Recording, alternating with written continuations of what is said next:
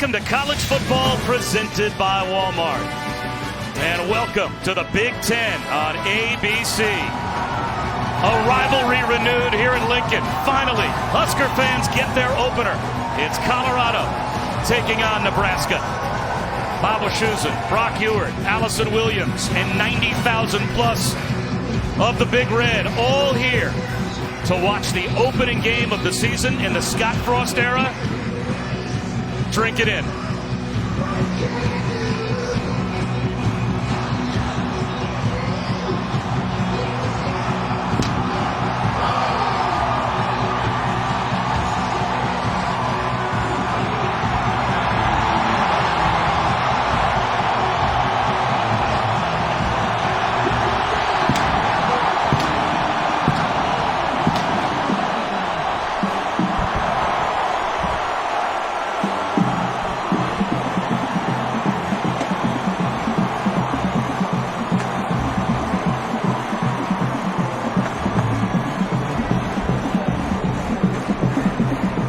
It comes through on television the way it does to us here in the building. The hair on the back of your neck stands up in this place. Scott Frost, he has now gotten a Big Red faithful to believe they can be the Nebraska of old, and they're here today to watch his first game. Yeah, it's a good thing we are wearing a suit here, and you can't see the hairs on the back of my head because you're right. This is what we live for. This is what college football is supposed to be. This is 91,000 people that have been waiting for this moment. The day it was announced that their prodigal son was coming home to Lincoln, Nebraska. You know, they say that nobody washes a car quite like the owner. Well, this is Scott Frost's prized possession. It just means more to him, and we felt it yesterday. We see it all over college football. Paul Christ, Wisconsin this morning. It just means a little more when your blood, sweat, and tears is on this field as a player, and certainly with the history that Scott had here. Scott Frost once played quarterback for these Huskers. Allison, today, he puts his faith in a true freshman in his debut. And Bob, I can't even imagine what Adrian Martinez is feeling right now. I was inside the Nebraska tunnel for the revamped tunnel walk. Adrian Martinez and his teammates experienced that feeling last week. They felt the rush of adrenaline coming out onto the field through the smoke.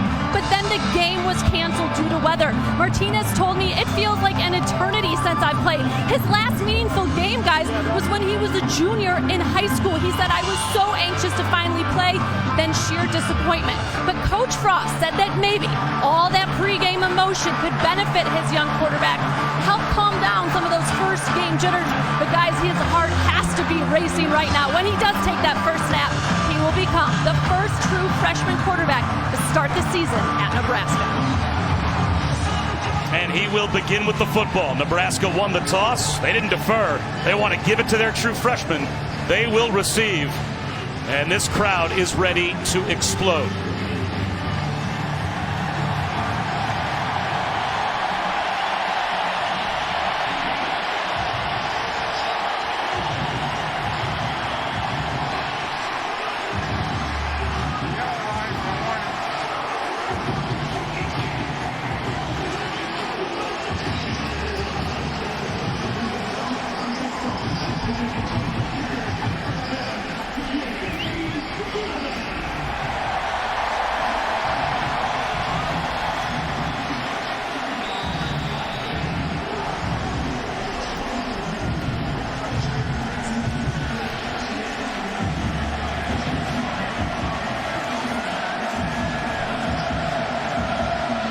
To those just joining us, welcome to the Scott Frost debut. Nebraska and Colorado here in Lincoln. Davis Price with the kickoff. J.D. Spielman will let it go through the back of the end zone. And so, Brock, what we just talked about, the true freshman, Adrian Martinez, he takes the field after missing his entire senior season of high school because of a shoulder injury. It's been a long time since he took a meaningful snap. But here he is as a true freshman starting for the Huskers. And I would add a meaningful hit. He's going to run an awful lot today. This is an option-based offense. It's going to be up-tempo. It's going to try to race at the same speed that I'm sure his heart is right now. But his first contact since November of 2016 will be coming shortly.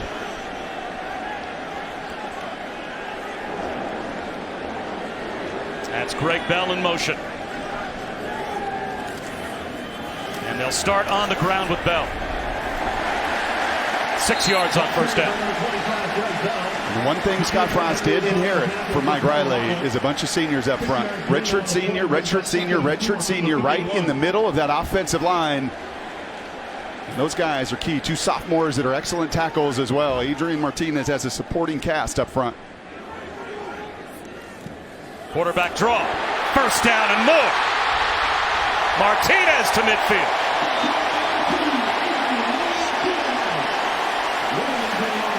And what a beautiful block by right tackle Matt Farniak, leading the way on that QB draw. You motion, you empty the defenders out of the box. Running lane for Martinez to begin. In the flat, it's scooped up. Martinez finds Spielman. 8.5 more yards. Quickly on the back of the line. 7-yard gain on the play. 2nd and 3 from the 43 of Colorado.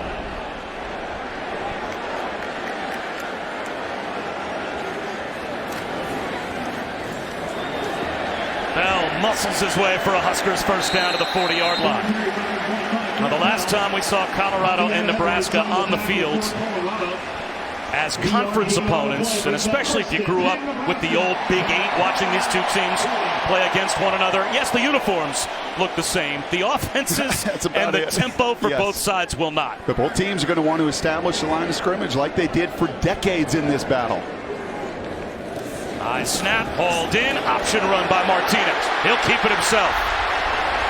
Lost the football, got it back. And picked up a first down.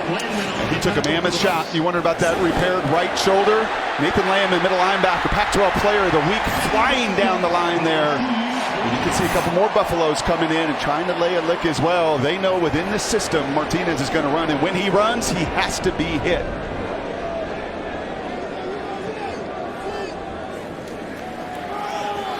Bell up the middle. Picks up about 3. If you're wondering why Martinez missed his senior year of high school, he hurt his shoulder playing basketball. He had a torn labrum in a high school basketball game at the end of the season. It was a big one. And he asked with 20 seconds to go in the game, "Coach, put me back in the game." He hurt the shoulder worse and missed his entire senior year of football.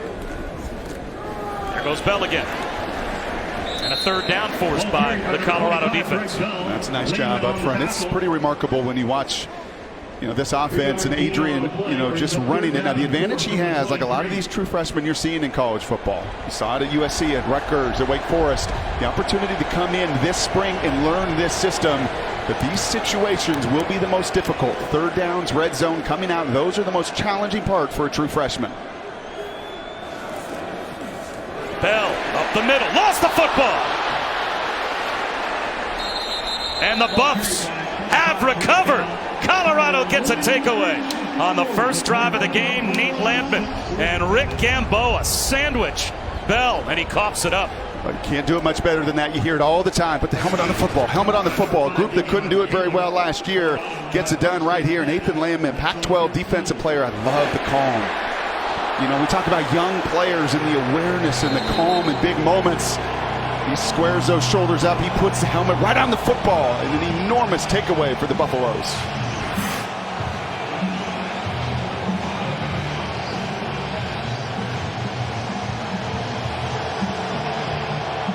So the junior Steven Montez, 8-8 as a starter. He takes over inside his own 15-yard line. First possession of the game for Colorado, coming off of their shellacking of Colorado State last week, 45-13.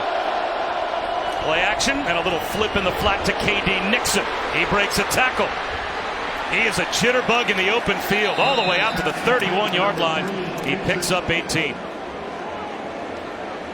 What an incredible block at the bottom of your screen by Winfrey here. These receivers will block. Watch him come in here. Don't block the corner. Go block the safety. Make the corner tackle. Well done. Wide receiver screen to Jawan Winfrey. That's bottled up. Now, we've seen Nixon, we've seen Winfrey, but let's take a look at today's PlayStation Player Index, because Laviska Shenault last week, 11 catches, 211 yards, and a touchdown, and he lines up all over the field. Yeah, he'll play 5 positions. Slot, tight end, H-back, running back, and quarterback in the Wildcat as well. One of the more dynamic talents and the ability to play all those positions well.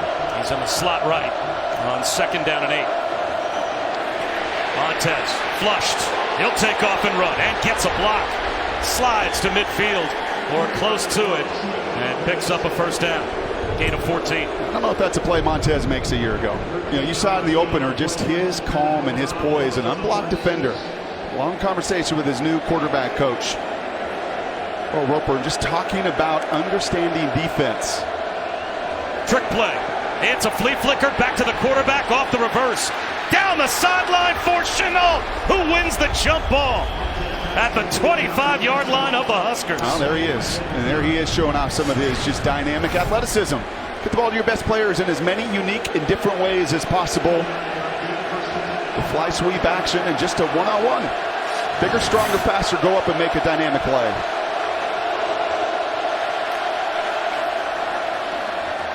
Screen to Jay McIntyre. The coach's son gets lassoed at the 20-yard line but picks up 5. I was saying earlier, Kurt Roper, the QB coach, just trying to create an understanding for Montez. He's a gifted kid, man. 6'5", 230, can make every throw, as NFL scouts like to say. But an understanding of what the other side is doing to you. What are they trying to do defensively to you? Once you understand that, you get even a firmer grasp on your own offense. Flags down on the jet sweep action to Chenault. Prior to the snap, false start, 56 offense, 5-yard penalty, still 2nd down. Only 22 career games, 15 starts for Montez, but he's still in the top 10 in Colorado history passing the football. He came into today just shy of 4,000 yards. And when he is poised and he is calm, he's awfully dangerous. Just ask Colorado State last week. And he has lost weight because he doesn't eat 5 frozen pizzas a day anymore. Montez looking end zone. Actually up the slot to KD Nixon as he makes the catch inside the 10 down to the 8-yard line. He's got an NFL arm and he showed it there. What an awesome shot there of anticipation too. You thought it was going to the end zone. You're right, that was the seam route, but he was throwing to the spot on that end cut. Beautifully done.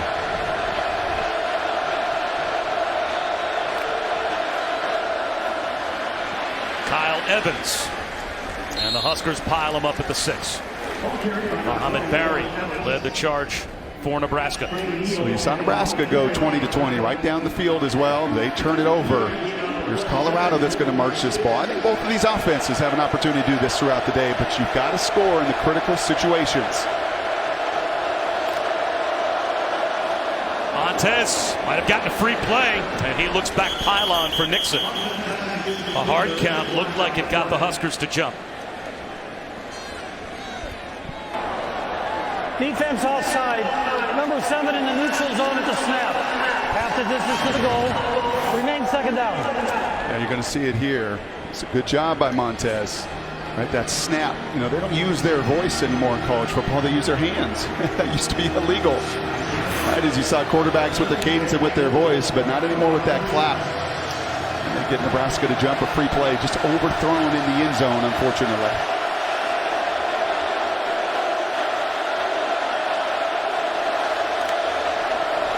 Huskers bring a blitz. Little pick play at the goal line, and McIntyre has a touchdown for Colorado. If you were watching Auburn-Washington last week, a critical touchdown off the board in that second half for Washington on a pick play. And it was so obvious to everybody, you have to make that call. That was a much better job by KD Nixon here. He's on the outside. He does not touch the defender. He forces the DB, that time Trey Neal, to come up over the top of that route. He doesn't run through the traffic, and because of it, a perfectly executed play, and even more so, a perfectly executed opening possession for 6. Steven Montez was 22 of 25 last week, 6 for 6 on the opening drive this week.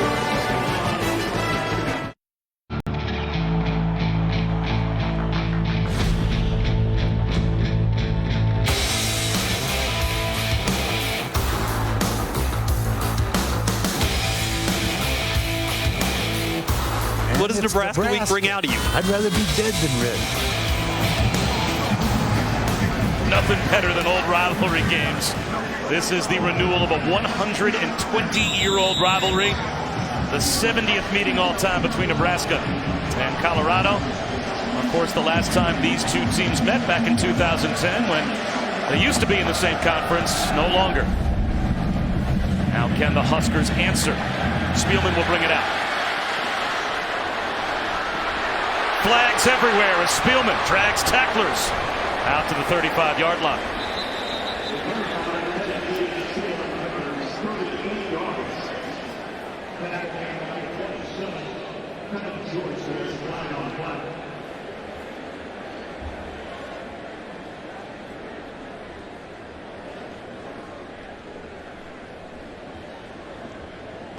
During the return, holding 13 of the return team. 10 yards from the spot of the foul.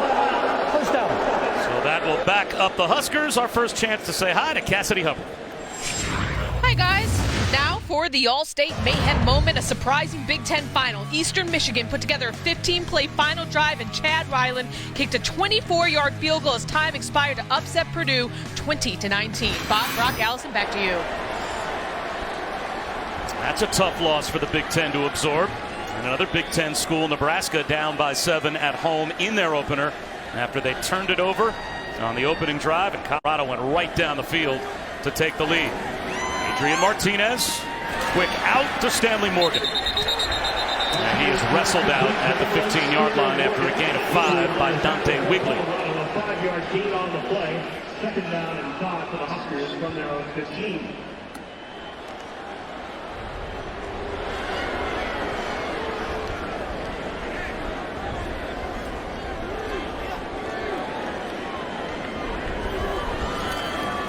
Quarterback draw. Broken tackle by Martinez. And he's got a first down. Calm. Lost the ball. Colorado thinks they have another takeaway. And they do. The second consecutive possession that a Nebraska Cornhusker ball carrier coughs it up. The call on the field was a Husker turnover. As the ball was fumbled and recovered by Colorado. First down. Yeah, I think that ball is moving. I think that's number 5, Davion Taylor, as well, that comes in. It was Landman using his helmet.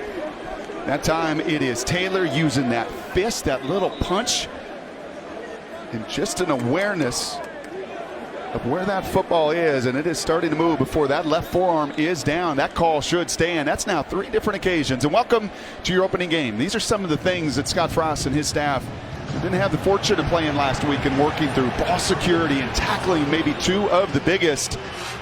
Credit there to the Buffalo defense. It's again rising up, and Frost knows that that's 3 different occasions. Fumbles on the ground and 2 go the other way. Trayvon McMillan, flags thrown, and he's stopped for a loss of a half yard by Mo Barry.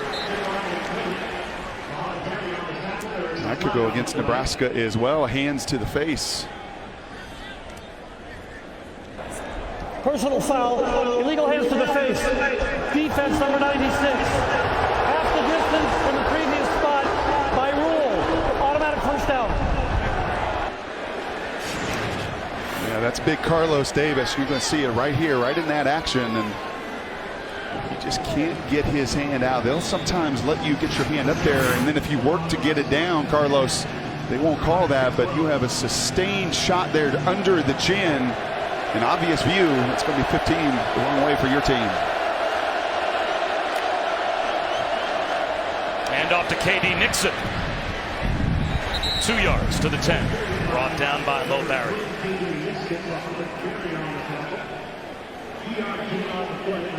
These are the areas, man. This is where Montez makes his money. You're number 3 now in the program. A lot more maturity and poise. Get down here into the red zone. Take care of the football and be willing. Take your shot. Touchdown and check down. Incomplete on second down. It'll be 3rd down and 8 from the 10-yard line. The one matchup I think that Coach McIntyre liked were some of his big receivers, and he's got 3 senior captain receivers. His son with the first touchdown of this game. But he likes some of the one-on-one shots out in the perimeter. Be aware of that with Winfrey and Enzo, 2 big senior wide receivers. 3rd down and 8 from the 10-yard line. Chenault in the flat. Makes a man miss. Gets to the 5. Reaches the ball out. It looks like he is marked down a yard shy of the first down. So what does Coach McIntyre do on 4th and a yard from inside the 5?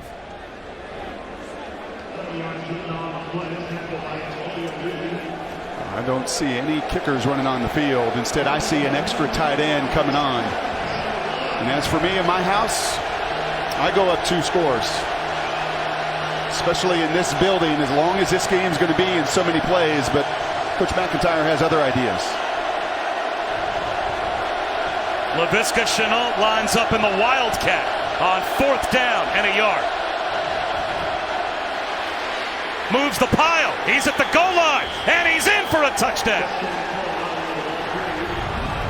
And that is why Coach Mack's on the sideline doing his job, and I'm up in a booth talking about it, because he knows the power and strength of the number 2. He also knows his group up front. Kudos to those big guys on back-to-back possessions, and even a week ago, really owning the line of scrimmage. I told you Shenault would do a little bit of everything. And, well, he carries a defender, Tyron Ferguson. Welcome to the ride. Right into the end zone. Shenault, one of the players of the week in college football last week, over 200 yards receiving.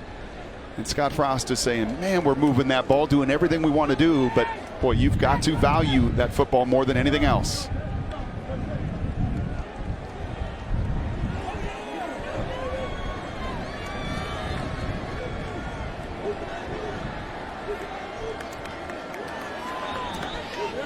Two Nebraska fumbles, 2 Colorado recoveries, 2 Buffs touchdowns.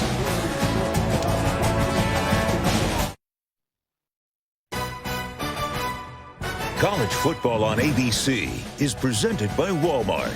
Discover more ways to shop at Walmart today.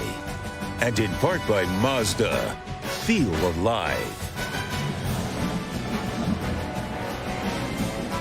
Bob Wischusen and Brock Ewart, Allison Williams back at Nebraska, where, of course, they've got a brand new head coach. And, of course, that coach was part of national championships in the past.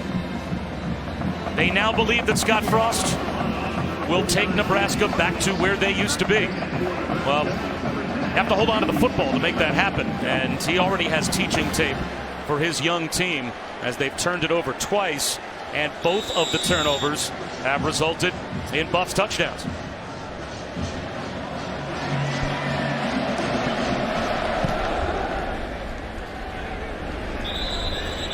It'll be a touchback through the back of the end zone for Price. And this season, for every field goal, an extra point made by participating universities, Allstate will make a contribution to that university's general scholarship fund. We thank Allstate. Tell you what, you look at Adrian Martinez, Bob, and you look at his stats: 2 for 2, 14 yards. Right, he just pinpointed on both of his passes. 3 rushes for 38 yards. A couple of those little QB draw action, but it was just the fumble. His fumble, unfortunately, the junior college transfer Greg Bell's fumble. And if you do not value the football, you can put up all the stats you want. The only stat that matters at the end of games, we learn time and again, is that turnover margin.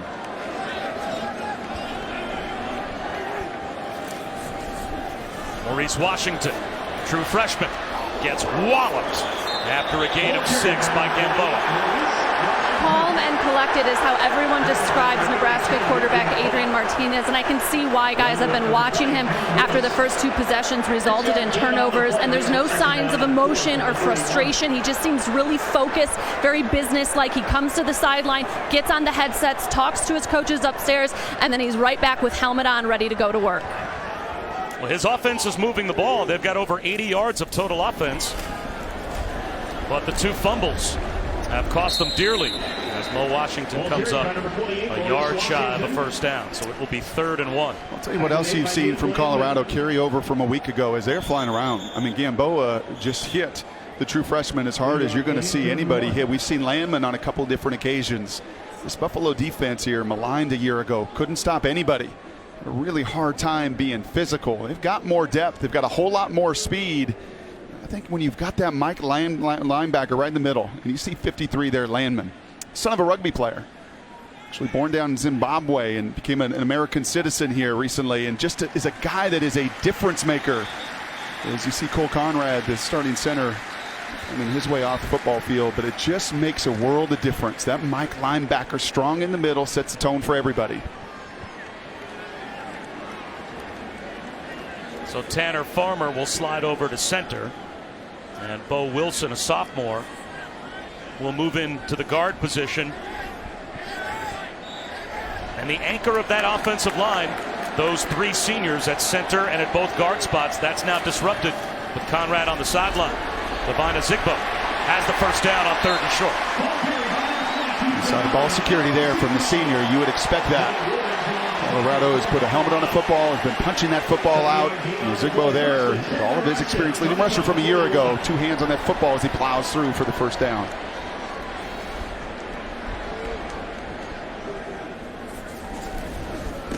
Martinez off play action. Tries to avoid a sack, does well to throw it away. They brought Delrick Abrams on a blitz, and he had Martinez around the ankles. Just couldn't bring him down. And that's a corner blitz, and this is a true freshman. Look at the eyes. He really doesn't feel any of that. That is a play that I promise you, maybe even midway through this season or next week, he's going to be able to scan the entire field, especially when you're into the short sidelines there. Teams love that corner blitz, able to dodge a bullet. Quarterback keeper, and Martinez has nowhere to go. He loses 7. Mustafa Johnson was the first buff there, and now it's 3rd down and a mile. Yeah, Mustafa plays this just beautifully. Had a really dynamic game last week, and junior college transfer, you see there, 300 pounds. Just kind of guys you want against this option system. Big, but mobile.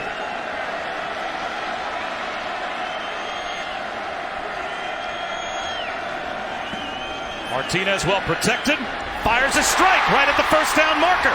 Mike Williams, the junior college transfer, converts on 3rd down and long. Oh, there's Allison's point about poise right there. A 3rd and long, you just get hit a couple times. It's flying around, corners are coming to get you. 300-pound D tackles, you've never felt that in your life, or hitting you in the chin. But 3rd and extra long, Colorado rushes only 3. Allow the true freshman to scan the entire field. Keeps his fundamentals, and he throws a bullet to move the sticks. Huge 3rd down conversion for Nebraska. They'll run it again with Washington. Bounces it outside. Out of bounds at the 41. You want to judge, gain of 5. Sorry, Bob. You want to judge poise of young players, especially quarterbacks. Watch their feet and eyes. They're the 2 biggest indicators for anybody with inexperience at that position. How calm are they? How poised are they? Watch their feet and eyes more than anything else. And it's hard with eyes at times, obviously, but you can see that with a helmet, right? If that helmet is scanning all over the field, it's actually seeing nothing. Right? And those feet mechanically, are their happy feet, or climbing in the pocket, such tremendous poise on that 3rd down. Little zone read, and Martinez into the open field. What a move he made in the backfield. Looking for the pylon. He's got a touchdown.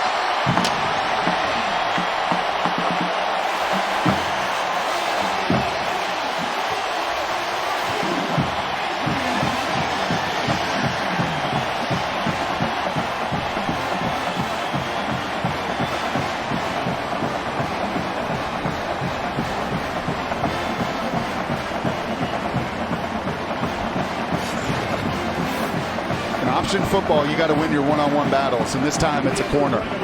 It's Delrick Abrams right there in a one-on-one situation. You hear it all the time from option when you play in an option team.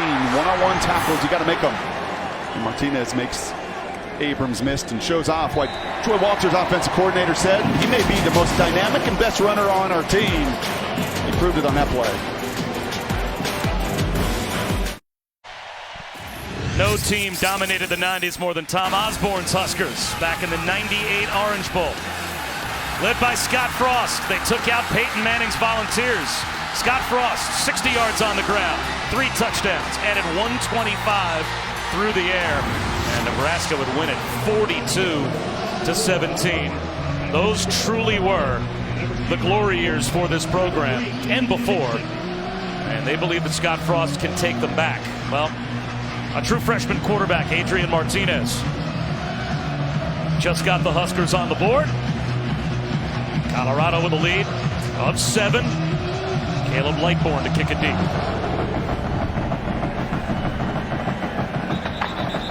It is a touchback. Speaking of the glory years, down to Allison. Thank you very much, Bob. Here with the legendary coach Tom Osborne. And Coach, during your more than 2 decades as the head coach at Nebraska, you established such an identity and a culture. What made Scott Frost the right man to step in for this head coaching job at this time? Well, I think the main thing is that Scott understands the culture. Every place is a little bit unique, and he understands what buttons to push. Very intelligent guy, experienced both sides of the ball. He's very well prepared. What are the parts of that culture that you think Scott will be able to instill? Well, first of all, he established the strength and conditioning program where it was.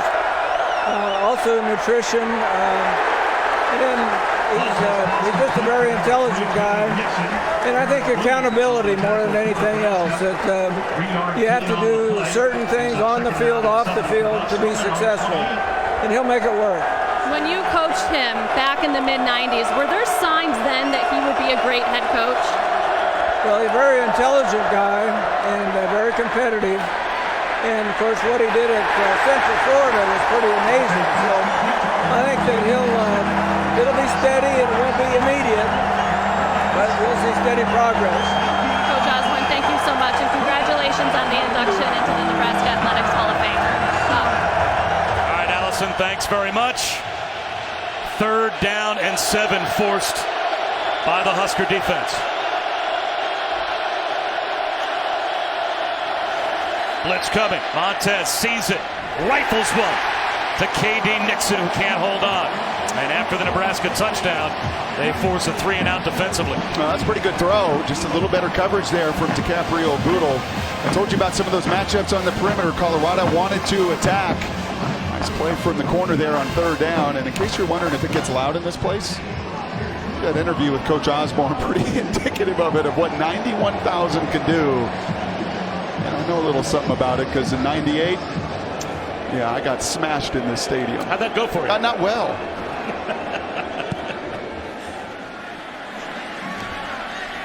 John Lindsay from inside his own 20-yard line. Gets a block. Flag thrown. Has turf out in front of him, out to the 33-yard line, but this one might be coming back. Couple of flags inside the 20-yard line. The ball security issues, penalties in the special teams phase. These are the things you even see with the big boys at the professional level. These are the things that you got to sort out. They do so in preseason football. You see it early, week 1. This is really Nebraska's week number 1 with their game postponed, canceled a week ago. Alex Kinney, the punter, is on the Ray Guy watch list for a reason. That was a 54-yard punt, and with the penalty, this could be a big flip of the field for Colorado. There are 2 fouls on the return. Illegal block in the backs, number 14 and 23 of the return team. 10 yards from the spot of the foul. 1st down. Let's check in with Cassidy. Thanks, Bob. DirecTV, more for your college football thing. Number 24, South Carolina hosting number 3, Georgia. And just 3 minutes into the game, DeAndre Swift put the Dogs up 14-0, but the Gamecocks just responded, so it's 14-7 in the first. Bob, Brock, Allison, back to you. Boy, Brock, what a litmus test game early in the schedule that is for Georgia. Oh, no question. And setting yourself up in that SEC East. Such an opportunity there, week 2 of the season. Expect Georgia to win that game. Well, that is a very difficult road environment this early in the season when a team still trying to figure out who they are. Cole Conrad back in at center for Nebraska. They run a little option pitch. Tyjon Lindsey to the 19-yard line. He picks up 9. He's a guy that's going to flourish in this system. You see that with a system change. Everybody focuses on the fullbacks or tight ends or guys that may not fit. There's others. Spielman can fit in any system. Lindsey, these are guys that are going to really excel in space in Scott Frost's system. Greg Bell, 1st down and more. That's a number of occasions now. QB draw, run right up the middle, no surprise. Redshirt senior, redshirt senior, redshirt senior. Play to the strength of your group. Tom Osborne said 3 times Scott Frost is an intelligent guy. And he knows where his strength of this group is. Martinez, like a statue in the pocket, finds the crosser. answer in Stanley Morgan. Last year, Stanley Morgan was able to break the receiving yards record of Johnny Rodgers. 986 yards receiving last year. Look at the head and the feet. Look at the feet. There's no panic. There's nothing. It helps when you've got so much air and space around you in the pocket. Remarkable stuff for an 18-year-old. Greg Bell tripped up after a 2-yard gain. Much more stout in the middle. Javier Edwards in on the tackle of Greg Bell. Also got some help from Drew Lewis. Second down and 8 from the Nebraska 49-yard line.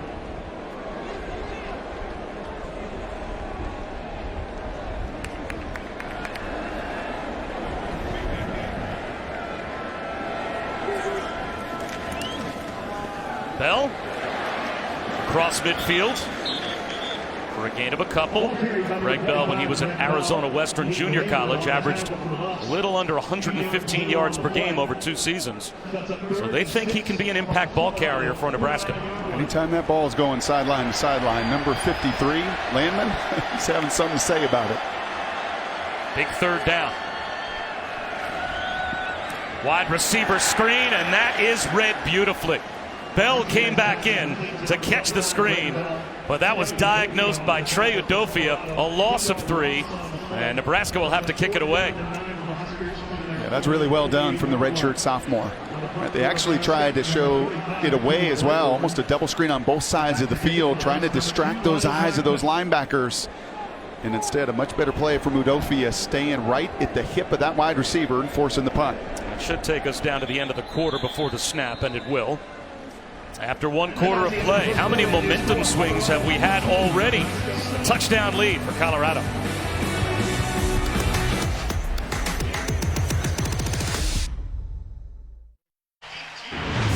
Points off turnovers, that's the story of the first quarter. Greg Bell, the junior college transfer, coughed it up on the opening possession for Nebraska.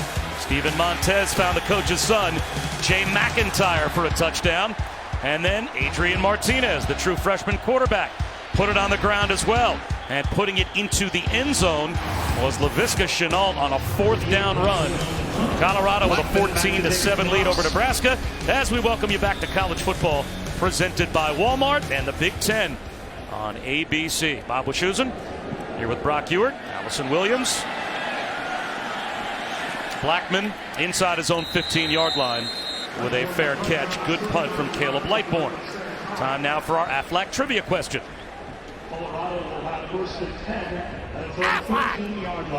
Nebraska has won an FBS leading 46 conference championships. That's a lot. It has been spread through 5 different conferences. Can you name them? We'll have the answer coming up.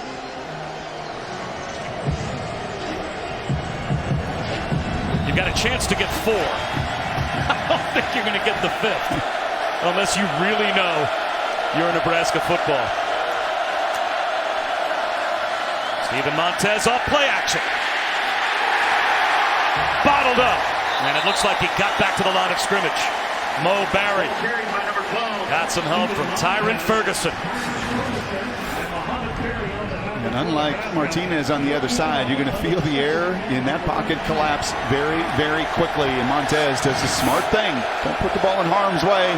And at 230 pounds, gets himself back to the line of scrimmage. He didn't even lose yardage.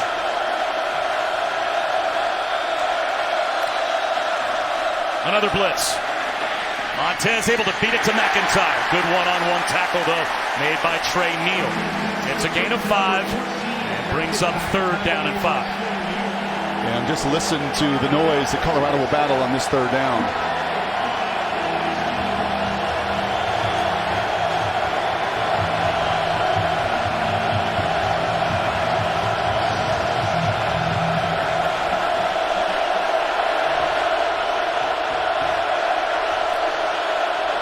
Only a 4-man rush this time. And the pocket collapses again. Down goes Montez. Khalil Davis, his 3rd career sack. And Montez is hurt. Yeah, and that NFL game, Bob, that you called, this is going to be a penalty, unfortunately, and this couldn't be any more well played by Davis. He drives all 325 pounds right into the sternum, in the ribs. In the NFL, somehow, some way, they want you to lay off. I don't know, put a little mini parachute on you so you don't hurt the quarterbacks. Not in this league. When you beat your man one-on-one as he did, you could deliver that kind of blow. To the 48-yard line. Nebraska on the punt. And why do I sound like such a bitter guy? You're really a bitter old quarterback. Welcome back as we answer our Aflac trivia question. Nebraska has won an FBS leading 46 conference championships. Which 5 conferences did they win? You may have gotten the Missouri Valley, the Big 6, then the Big 8, then the Big 12. Did you get the Western Interstate University Football Association? I did not. Great field position, their best so far for Nebraska. Divine Zigbo gets the drive started with about a 6-yard run. And Brock, this is a moment in the game with this kind of field position and the momentum. What should be the priorities of this Nebraska offense? Yeah, you got to pay it off, and I think that means Morgan or Spielman. They're your 2 best players offensively. At any time, they can break a tackle, and Martinez has shown you he can do that in space as well, but they've got to touch the ball on this possession. It's a Zigbo again. They just moved the pile. A Husker push inside the 40. Easily picking up a first down. 7 more for a Zigbo. Nebraska or Wisconsin? That's just straight bully ball right there. Those first 2 plays of this drive. I don't care how many bodies you got in there, and I don't care if you stuff it at the point of attack. We will continue to move the pile.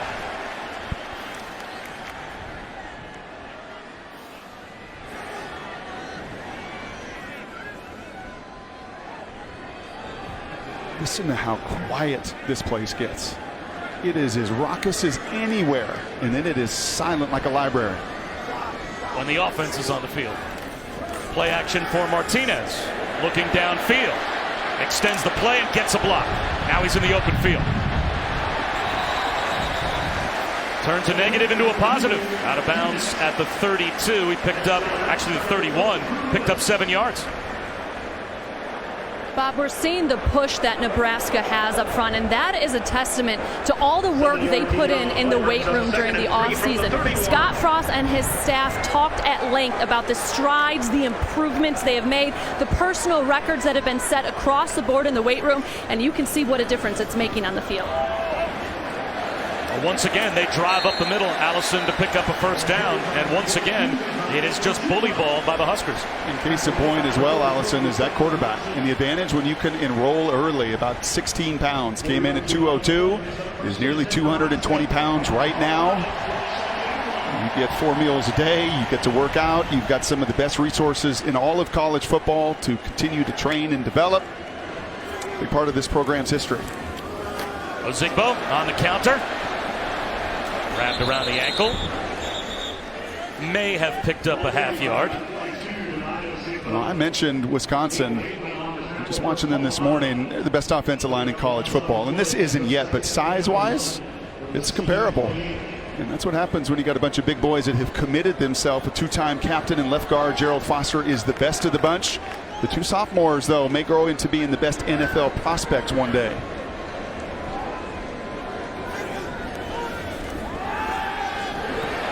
Martinez somehow avoids a sack. Sidearms one inside the 10-yard line to Stanley Morgan. And a flag down back in the offensive backfield where Martinez went down.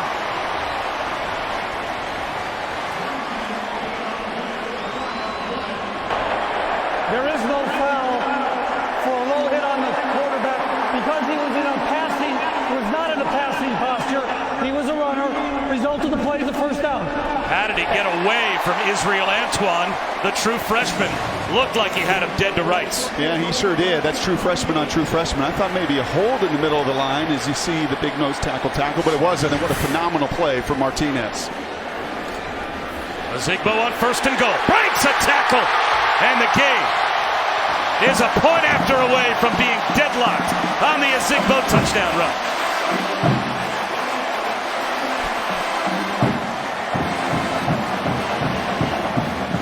Tell you what, Bob, they're letting these guys play up front. As I mentioned, no personal foul. Watch Gerald Foster here. He's got the key block. That's a one-on-one block. And there's typically times you're going to see that call. When that arm gets outside the frame and that shoulder pad gets tugged. But, man, we're playing Big 8 football, right? It's a throwback game. In a throwback game, no holds barred. Just be consistent and call it both ways, and I think both coaching staffs would live with it. True freshman kicker Barrett Pickering with the point after. 14 all, 10-15 to go before halftime. And Brock, this is a talented quarterback making the kind of play you can't teach. There's a lot of number 7s in this building because of plays like that. I have a feeling we'll see number 2s in time.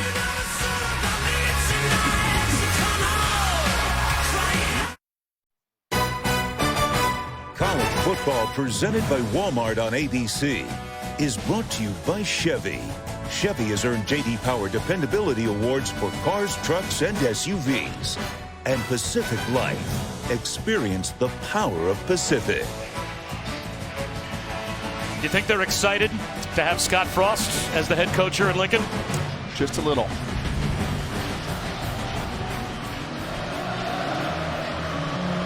Perfect guy for the job. Period.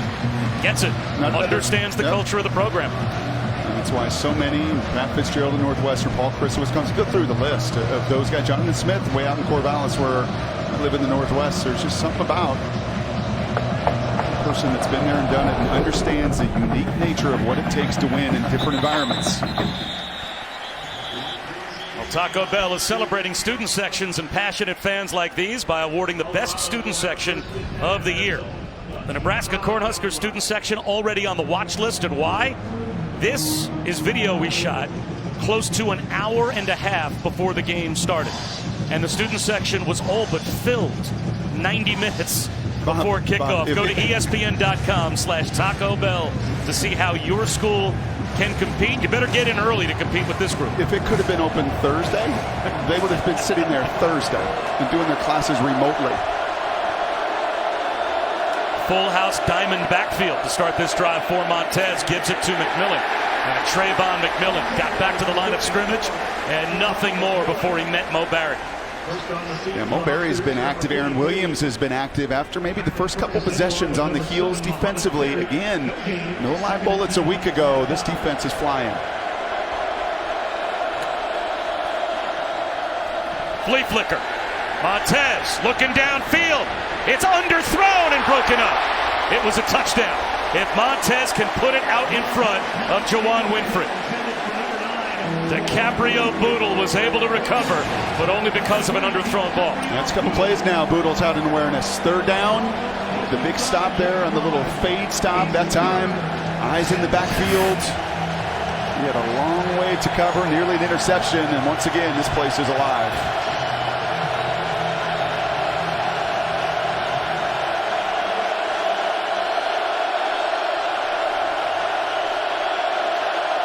Another third down blitz.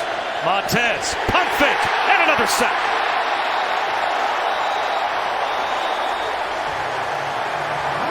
Ben Stille, Luke Gifford, all over Steven Montez. This is really well done here. Take a look at this, okay? It looked like blitz, but it's not blitz. Right, you're going to bring people, it's going to be this right inside here, dropping into the zone that Montez wants to throw. He wants to throw right there. That's his hot. Right, he knows extra guys are coming. There's such a blur there with some pressure in front.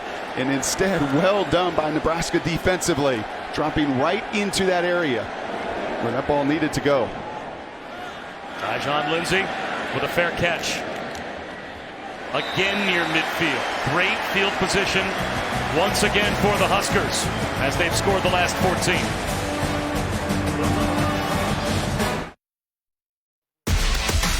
The ESPN app now with ESPN Plus.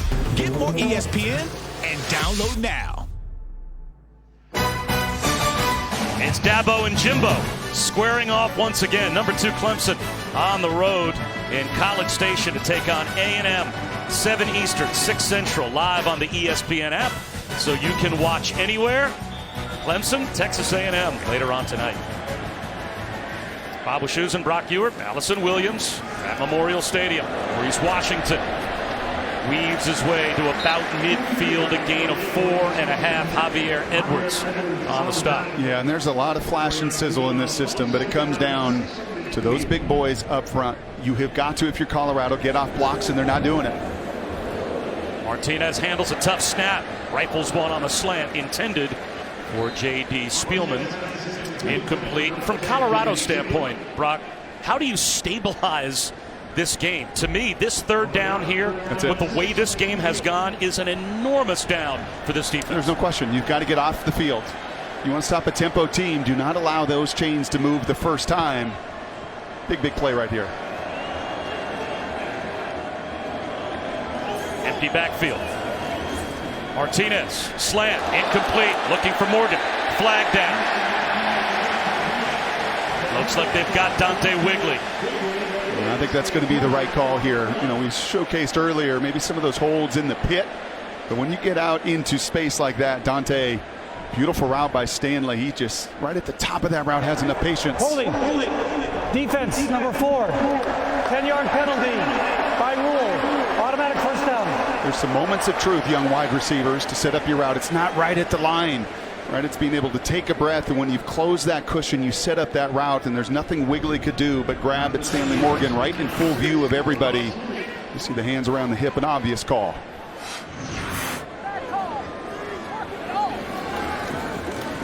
Swing pass to Washington, thrown behind him. Good adjustment to the ball. Ridden out of bounds for 2. Nick Fisher closed ground very quickly on Maurice Washington. And there's a young man who has a very bright future. Nick Fisher. Major in strategic communications, ethnic studies, and leadership studies. He's represented Colorado in many conferences. Martinez out of bounds.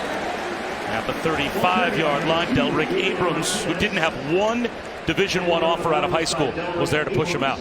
They like playing him to the short side of the field. That's where in college football you can play bigger corners. And he is awfully big at 6'3" and about 190 pounds. Going to have to cover as much ground with the wide hash marks into the short side of the field. You better be able to tackle. Might be 4-down territory for Nebraska. 3rd down and 5 at the plus 35. Wide run for Washington. And now we'll find out. It looks like what Nebraska and Scott Frost will do. 4th down and 2. Not quite in field goal range yet, you wouldn't think, at the Colorado 32. And a true freshman kicker, when asked how far can he kick it, he said, we like touchdowns. They're going to go tempo. They're just going to line up and go for it on 4th down. And now we'll look over. What's the range? 50? 52? No, we like touchdowns.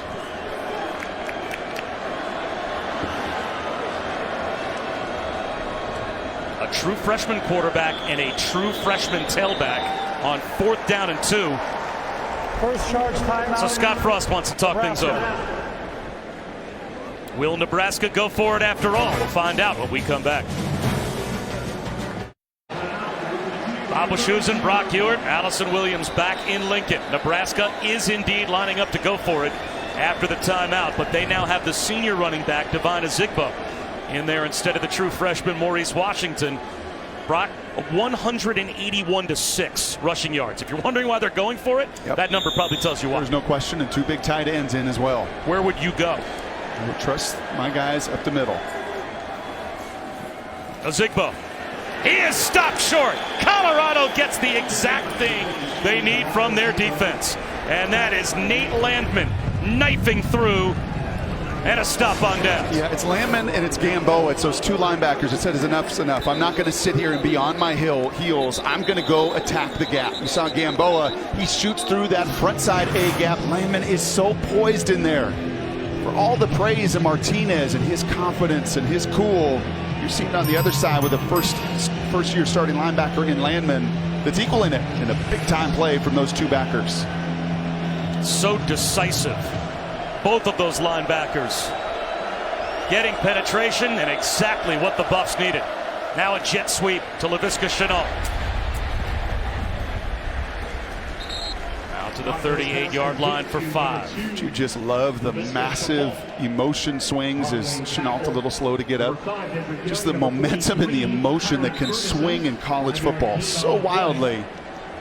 As the Buffalo game breaker is trying to get himself right on the sidelines. His first career start last week. Had a 200-yard game. Now it's KD Nixon losing yards. Back to the 32. He lost 6. Again, it's Barry. It's Barry, but it's inside penetration from Akamuladoon. Freedom in there, number 91. Making that play, allowing his buddies to clean up. Big play here. After getting the turnover on downs, the last thing you want to do is have your offense go out and go 3 and out.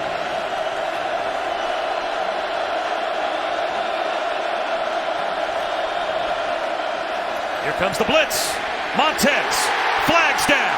He's down as well.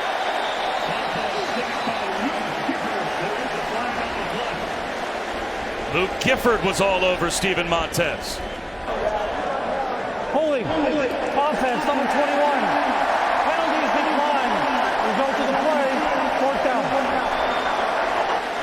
Yeah, you got just pressure looks here. And if you're Montez, your clock has got to pick up a little bit. You're going to see just the whole pocket collapse everywhere. There's nowhere to run. You got one-on-ones outside. And at a point, you're just going to simply have to say, hey, you got to give our wide receivers a chance. Even if it's one-on-one and they're covered up, you have got to trust your senior receivers in Ento, in Winfrey to go up and make a play for you, because that pocket is just collapsing.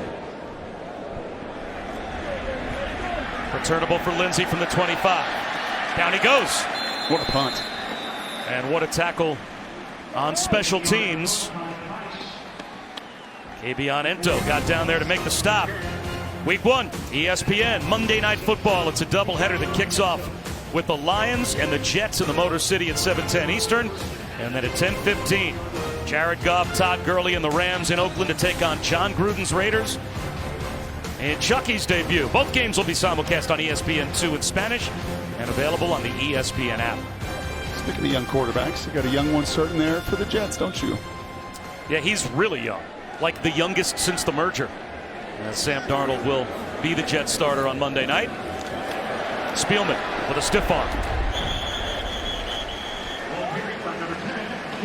Out of bounds at the 25.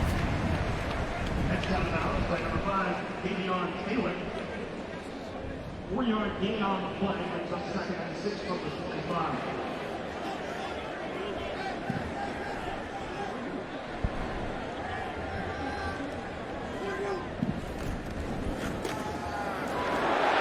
Up the middle.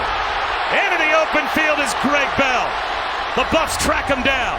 Not until he gets to the Colorado 30-yard line. What a terrific job by the right guard there, Tanner Farmer. We showed the 4th down play where those linebackers knife in and make the play. Well, not that time. They run once again right between the tackles. And the big senior guard, Farmer, gets onto those linebackers, provides the crease, and Bell does the rest.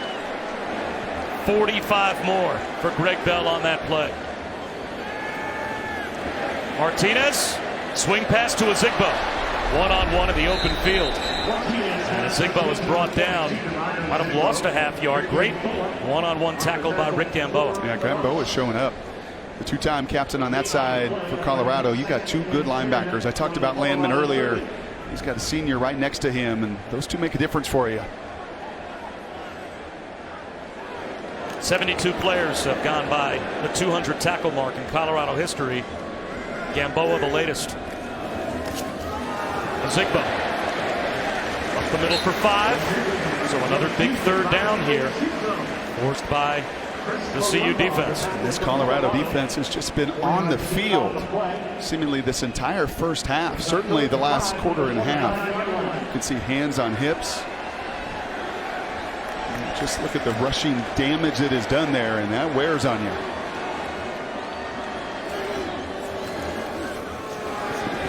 Ezigbo dodging tacklers right to the 1st down marker. Javier Edwards brought him down, but without measurement, the officials say 1st down Nebraska at the 20. 42 plays here in the first half for Nebraska. 32 of them the running variety. If you were wondering what Mr. Frost was going to do coming back to Nebraska, what kind of ball he was going to play, this is going to be a run-first football team. Play fake for Martinez. Sidearms one to the 5-yard line. Kurt Raftoff is given the diving catch. They'll mark him down at the 6. It's first and goal. Wow, was that Mackenzie Milton at UCF, or was that Adrian Martinez slinging that thing? Wow.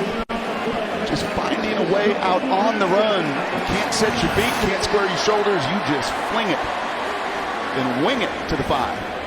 Lazigbo grinding his way closer to the goal line. Turned back just outside the 2.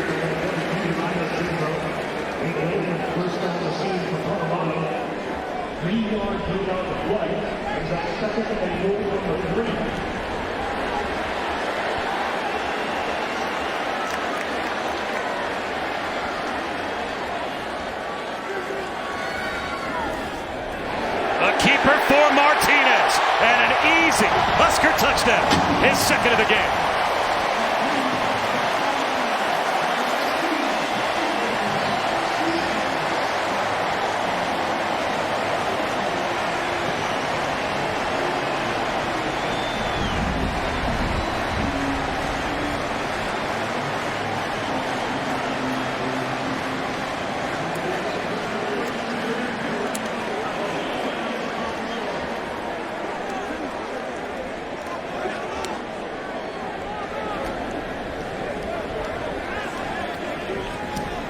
Last season, Nebraska did not rush for more than 225 yards in a game. They've got 245 in the first half. We return and we honor those who serve. Brought to you by Navy Federal Credit Union. And we honor Damian Jackson. That's a former Navy SEAL, 27 years old, and a redshirt freshman on the sidelines as a defensive lineman for Nebraska. Never played organized football before college. And we thank him for his service. We sure do. And I also thank you, Damian, for the influence you're going to have in this program. K.D. Nixon tripped up at the 25-yard line. Allison?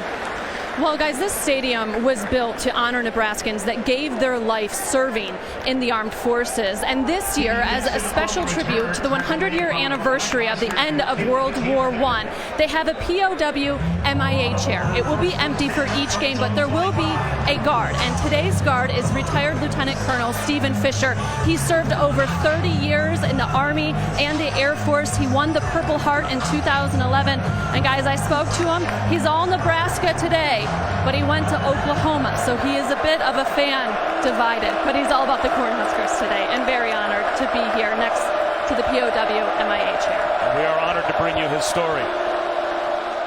3 straight 3-and-outs. Check that, 4 straight 3-and-outs for Colorado.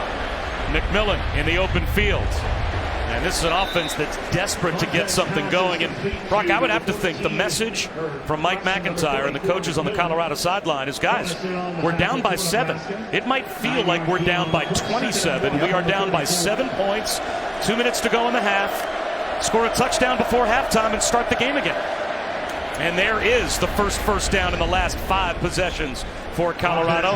And it comes courtesy of Laviska Shenault. Well, that's it. I mean, that's what you have to have. You hear every analyst say this all through the college football season. Tempo teams need a first down. And those last 5 possessions, empty, could not get into any rhythm. McMillan caught behind the line. A loss of 3. Tyron Ferguson knifes through to make the stop. Timeout called by Colorado. We'll come back in 30 seconds. Closing in on the State Farm halftime report. Kevin Nagandi, Mac Brown, Jonathan Vilma will have first half highlights from our game. Scores from around college football, and there were some surprising ones, and take a look at tonight's big games as well. High throw looking for Jawan Winfrey. Incomplete. Looked like some confusion there as to where Montez wanted to go with that screen out to the right. Couple of players looking back at him And now it's 3rd down and 13. And I don't think the coach's son is going to be wrong. He's one of them. Jake's saying, too, Stephen, like, and that thing was butchered from the very beginning. And again, there's just nothing on the perimeter. This pocket is squeezing in. This game is squeezing in on Colorado offensively. You have got to find something to push the ball down the field.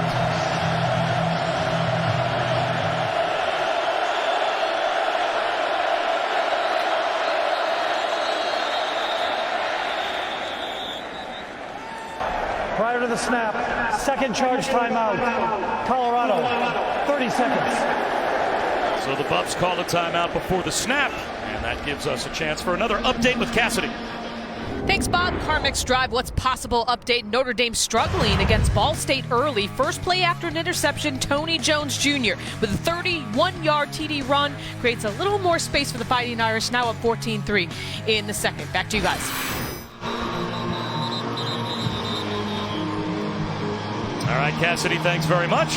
Again, Bob Shoes and Brock Ewart, Allison Williams here in Lincoln.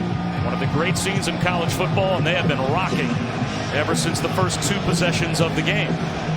Nebraska opened this game, their first 2 possessions, with 2 fumbles, and Colorado turned both into touchdowns to take a 14-0 lead. It's been all Huskers since, and it's 3rd 13 after the timeout. 5-man rush, screen thrown behind it. Winfrey reaches for the first down. What a big conversion for Colorado. And for a big receiver that understood exactly what you needed right there. He did not waste any movement. He catches a perfectly thrown screen pass. Montez puts it on his numbers. Allows him to have his eyes down the field and get exactly what Colorado needed. That's Trey Neal, who was a graduate transfer that came from UCF to Nebraska to follow Scott Frost and the coaching staff from Central Florida to Lincoln. Earned his graduate transfer degree in August, and just about immediately decided to come play one more year of college football for the same coaching staff. Let's see if he can get up, as he has been the guy in the back end of that defense that's been the experience that's come to Lincoln and kind of been a coach on the field for this system with all of these players that were never in it before. Yeah, I like what his teammates said. They call him the cheat sheet. That when you've got a couple years of experience in this system with Eric Shenander, the defensive coordinator, he knows the calls. He knows what to expect. On a very rare occasion, Colorado here in the first half got that call right on 3rd down. Trayvon McMillan trying to bounce it outside. And works hard for 1.5 yards. Lamar Jackson made the stop. Colorado still with 1 timeout left as we close in on a minute to go in the first half.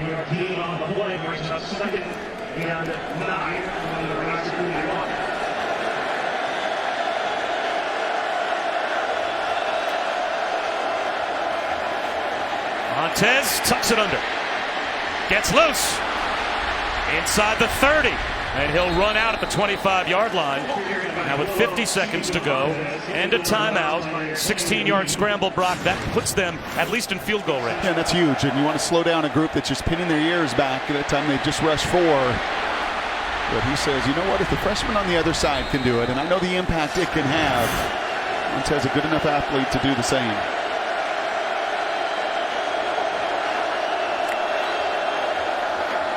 Montez, this time well protected, throws a bullet up the seam, and it's incomplete. Winfrey was trying to fight his way through coverage, but Deontay Williams was able to muscle him away from the football. Yeah, and that's a throw at the next level. You see so many guys now just throw to the back shoulder. And it's hard to do that and trust that in the middle of the field. Very difficult to have that kind of trust, but that would have been the only spot that ball could have been thrown. McMillan empties the backfield. Blitz. They screen behind it, looking for Nixon. And now the clock becomes an issue. Khalil Davis made the stop, and it looks like they will call their final timeout now.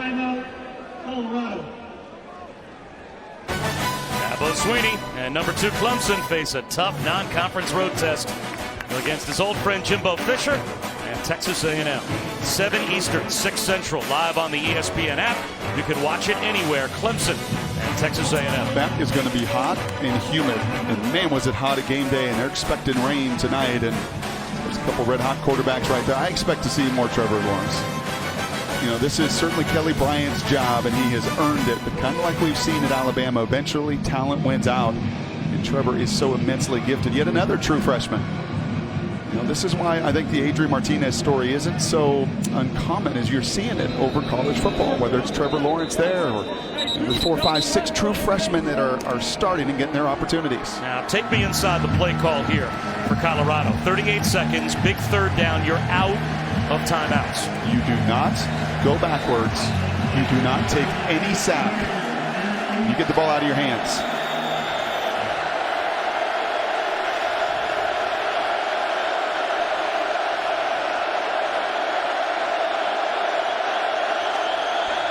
Plenty of time on the play clock for Montez to communicate with his offensive line. Still 10 to get the play off. Blitz coming. Picked up by McMillan. Montez takes a shot for McIntyre. Knocked away. How about the coverage from Deontay Williams? There's that shot down the field. Finally starting to push it a little bit. You have to do this. And I'll tell you what, Nebraska fans said, man, a year ago, our secondary in these one-on-one situations just could not cover. And time again, and again today, they're getting it done in the first half. So now they bring out the senior citizen, James Stefano, the oldest player in college football, born April of 1987 from Australia. Did he get the kickoff before a timeout was called? Prior to the snap, second charge timeout. Nebraska. So Nebraska's trying to ice a 31-year-old. Isn't that the beauty of college football, honestly? When we have a Navy SEAL on one sideline, we have a 10-year professional soccer player from Australia in Stefano. You've got an 18-year-old from California. I mean, such amazing stories that we see time and again in college football. Never ceases to amaze. Well, that academy basically in Australia, Pro Kick Australia, has populated so many FBS schools with place kickers. And Stefano is the latest edition of that. A Luke Groza semifinalist last season, and he comes into this season as the oldest player in college football. And that's the program Michael Dixon, the phenom there, the punter out of Seattle with the Seahawks, comes out of as well. Kickers, punters, know how to kick that thing down in Australia.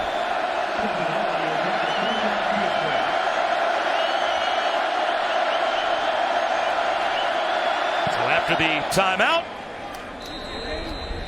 James Stefano able to answer. And how important are those 3 points for Colorado before halftime? Yeah, just gigantic. In the first 5 minutes of this game, it was all Colorado because of the turnovers. Adrian had the fumble. Scott, you could see on the sidelines like, oh man, come on, young guys. You know, just take care of the football. You're moving the ball up and down the field. And Coach Mack's guys, well, they took advantage of that with 14. And then, well, this place came to life. Just to get a few first downs, to get some points before halftime, how much does it now give you a feeling of a fresh start after you were able to open the game, making big plays defensively? Bell coughed one up. That led to the touchdown by Jay McIntyre. And then Martinez coughed one up as well. And that led to the touchdown by Laviska Shenault. It was 14-0. Buffs at this point. Yeah, the one thing you're concerned about if you're Colorado, there's 45 plays that your defense has already seen. The majority of those runs. And like a boxing match, you have taken a lot of body blows. So you've got to find a way to make sure you've got enough juice left in the final 15 minutes on the road. And a squib kick covered up. Now, having said all of that, you better solve that run defense problem and make some adjustments at halftime. And maybe it's deploying the troops just to try and sell out to stop the run and dare Martinez to beat you with his arm, because they gave up 245 yards rushing. Yeah, but they've been in all different sorts. That's some of the challenge. It's been Martinez on scrambles. It's been the option play outside. It's been jet sweep. You know, that's one of the things Scott Frost does. And he comes out of Chip Kelly's school. You know, there's just not a one-dimensional run game and program. They challenge you. You hear passing games say they challenge the whole entire field. Nebraska's run game does that, so it makes it difficult on that side, even adjustment-wise, to say, okay, we got to take this away. Well, what about that? What about that? What about that? Because they've done it all in the first half. Maurice Washington spinning away from tacklers here. It goes down at the 20-yard line. And I would think Nebraska at this point will simply take their 4-point lead into the locker room. They have one more timeout, but why call it? So our halftime score, Nebraska with a 4-point lead, trailed by 14 to begin, answered with 21 points. A field goal for Colorado, though, makes it a 4-point lead at halftime. The State Farm halftime report right after the break. To the State Farm halftime report. Adrian Martinez, first college game rolling. Nebraska up 21-14 in their season opener against Colorado, Matt. You know, they got a slow start today because they didn't get to play last week. Freshman quarterback, but they're rolling now. Look for Nebraska to be really good. I like this freshman quarterback. And welcome to the studio, Kevin Nagani alongside Mac Brown and Jonathan Velma. And we've got some games. And the game that we were keeping an eye on, it was in Columbia, South Carolina, hosting number 3 Georgia. Jake Bentley, boy.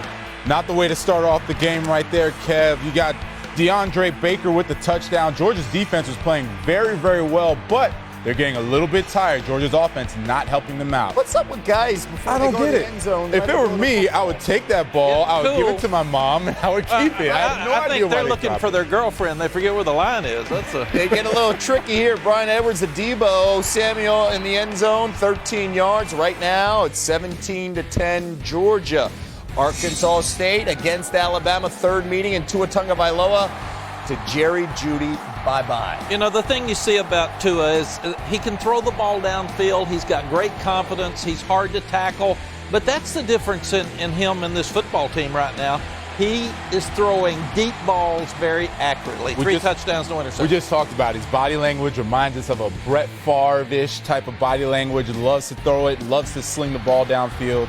Jalen Hurts still holding his own. Yeah, they're in great shape with 2 quarterbacks right now. Jalen's got 2 touchdowns. Tua's got 3. They're up 40-0 in the first half. Ohio State, speaking of quarterbacks, you guys are really impressed by Dwayne Haskins. I'm so impressed, and I just figured out why. He has an arm, but knows how to put touch on the ball, down the field. He has the accuracy. I mean, he's got the whole package. I can see why they're so high on him. And he's making good decisions. He's got a quick release. He gets the ball to the right place. He's not throwing many passes that aren't. And by the way, they're kicking their butt. They are rolling 35. It'll be what they want it to be. Wisconsin was down 7-0 early at home against New Mexico, but then Jonathan Taylor got on track, and good luck stopping them. Yeah, you know, completely opposite of what we saw from Ohio State with the quarterback that has touch on the ball. Jonathan Taylor is the man, the workhorse for Wisconsin with that offensive line. And when you can run the ball consistently, Jonathan, you'll very seldom get upset. Yeah, let's not forget their defense. No, that's who they are. They stop the run and run the ball every week.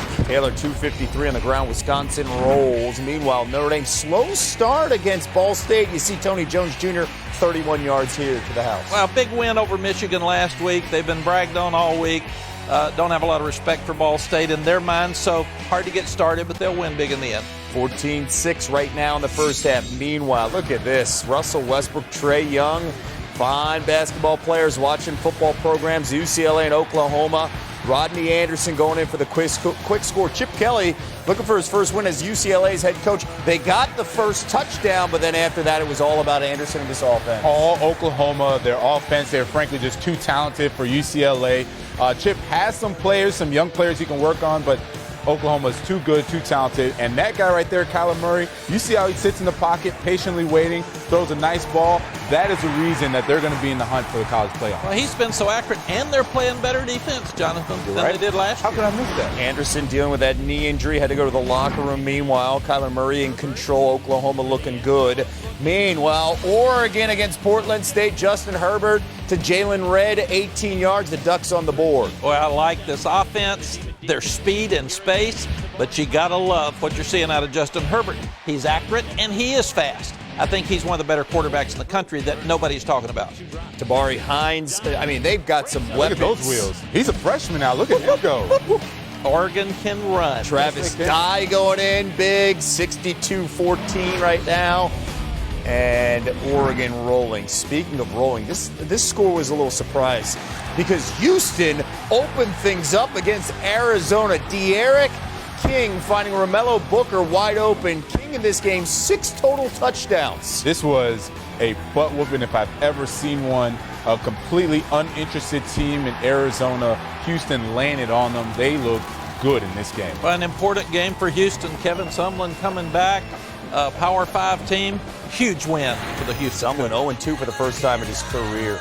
Tough day for a pair of Big Ten teams at home.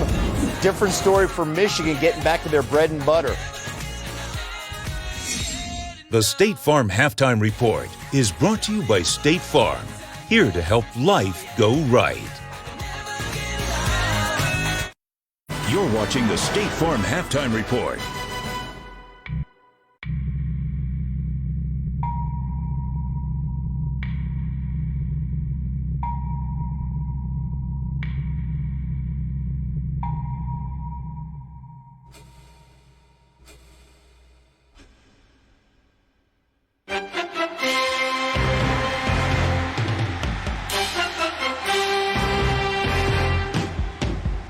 Straight chills. Cannot wait for Monday Night Football, a doubleheader in a couple days. Meanwhile, State Farm here to help offense go right. Michigan, Shea Patterson bounced back from the loss to Notre Dame. How about 3 touchdowns? The Wolverines, they end a 4-game losing streak as they beat Western Michigan 49-3. Shea looking confident in the pocket. Yeah, a lot better for Michigan's offense. Played with a lot more confidence today. Agreed. Duke on the road versus Northwestern, and it's all about Daniel Jones and the confidence in the pocket here. How about that little fake and then 52 yards in the air to Jonathan Lloyd? Finding the right guy. He had all the time. There was great protection up front, and he was putting the ball on the money. You see that touchdown pass. Then we're coming up right here with another great touchdown pass to Davis Copperpath. Jones in this one, 192, One-handed. 3 touchdowns, and Copenhagen looking strong there. Duke, 5th time in 6 years, they are 2-0. Eastern Michigan versus Purdue. Purdue a 16-point favorite, down 17-12. DJ knocks 45 yards, but it's a 2-point game. And don't count out Eastern Michigan. Entering last season, they were 0-38 versus Big Ten teams. Now they've won back-to-back. Rutgers, and now they knock off Purdue on the road. Chad Ryland with the field goal. Eastern Michigan by 1. Great win for Chris Creighton and his Eastern Michigan team. Good for them. Special teams here. The big story, USF, Georgia Tech, and bye-bye Terrence. Look at that. Look at that speed. Woo. That is sprinter speed for the freshman. 98 yards to the house. I'm telling you what, that's what kept them in the game, and that's the reason they won the game. Don't kick it to him again. There we go. And there he goes again. We had a rule, never kick it to the fast one twice. 98 yards and now 97 yards. USF in a crazy one, holding on to win 49-38. Tonight we are getting you ready. Cannot wait on ESPN.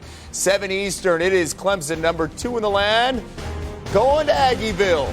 And that big front line, the defensive front, getting ready for the Aggies. I think this may be the best defensive line in college football. Maybe the best I've ever seen. Let's just say it is. Oh, it's the best but defensive line in college and for Jimbo Fisher, it's sad that he knows them all really, really well because he's coached against them when they were at Florida State the last 3 years. So these guys have to have a big part of this game tonight on the road, but he's going to try to run the ball. I 100% agree. But good thing about Jimbo, he knows their weaknesses as well as their strengths, and he can get that offensive line just to give them just enough so he can get some points on the board. But he's going to have to run it to be able to throw it, too. He can't protect against you're these an guys. optimist there against that front. I'm helping.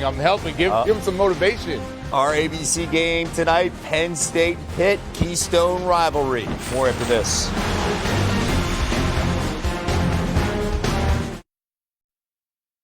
The State Farm Halftime Report is brought to you by State Farm, here to help life go right. The brand new ESPN app, now with ESPN Plus. Get more ESPN and download now. Got the app anywhere you go. You can watch us. You can watch from tennis. Serena trying to get back into this match in the singles finals at the U.S. Open, going for her 24th Grand Slam, a record, as she's up 3-2 in the second set after dropping the first set. Other scores right now. How about Mississippi State going to the Little Apple, getting a 31-10 win? But Mac, Kansas right now on ESPN Plus can do some things and snap a drought. 46 straight losses on the road. Streaks are meant to be broken. I see Kansas breaking it today. See if the Jayhawks can do it against the Chippewas. Right now, the Buffs, Steven Montez, the Jay McIntyre, 21-17 in Lincoln. Second half coming your way.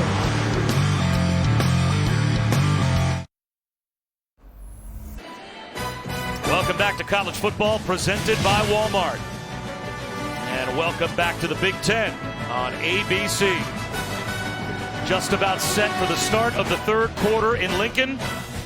Colorado answer. They had a 14-0 lead to start the game off of 2 Huskers fumbles, 21 straight points for Nebraska, field goal before halftime for the Buffs.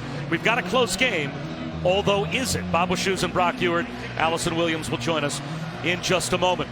Is this a steamroll of the second half for Nebraska, or is there hope for Colorado? Well, if Colorado doesn't possess the ball a little bit more, yeah, this is going to get a little bit ugly in this venue. It's remarkable when you look at the stats at halftime. 245 rushing yards to 9, just 1 third down conversion, and yet you're down 4. And that is a testament to the great equalizer that is the takeaway. Well, let's get you your Pacific Life game summary. And Brockett began with turnovers for Nebraska, resulting in 2 straight touchdowns to start the game for Colorado. Yeah, it was Nathan Landman, it was Davian Taylor doing an excellent job of getting their helmet in their hand in there and making the plays, and then there was a response. You knew there was going to be adversity that you were going to have to overcome, whether it's freshman quarterback or it's the entire team, and Adrian Martinez, a little shake and bake for his first of, I think, many to come rushing touchdowns.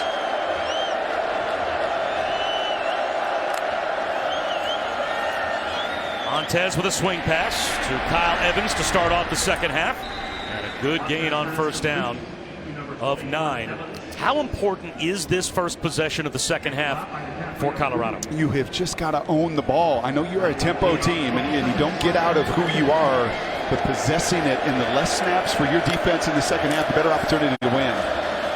McIntyre has a first down. They say the best defense is a great offense, but that is even further heightened when your defense was on the field for 46 plays in that first half and gave up those 243 rushing yards. So this is exactly what you want to do as a tempo team. Get that first down out the gate. That was scripted at halftime. These are the plays we're going to come back to. Easy completions to move the chains. Evans for 2 yards. Oh, Barry made the stop. I don't mind just a little bit of time. Like just take a little extra beat here to make sure you get into the right play, that you protect yourself, and for Montez to continue to diagnose that defense.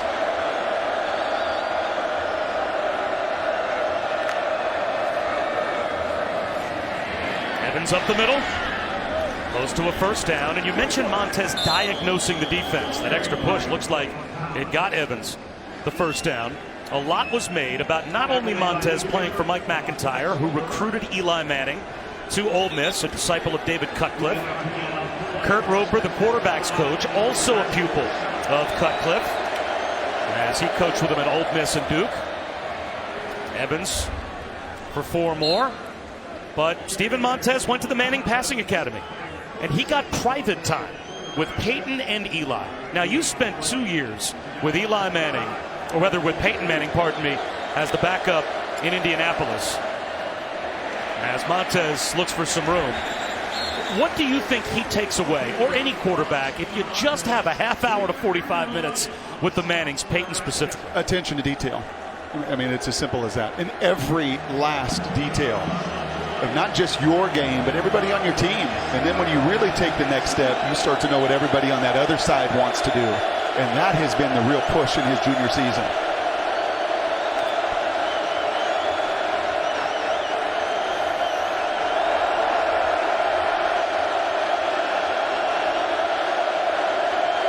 Montez trying to keep the drive alive on 3rd down and 7.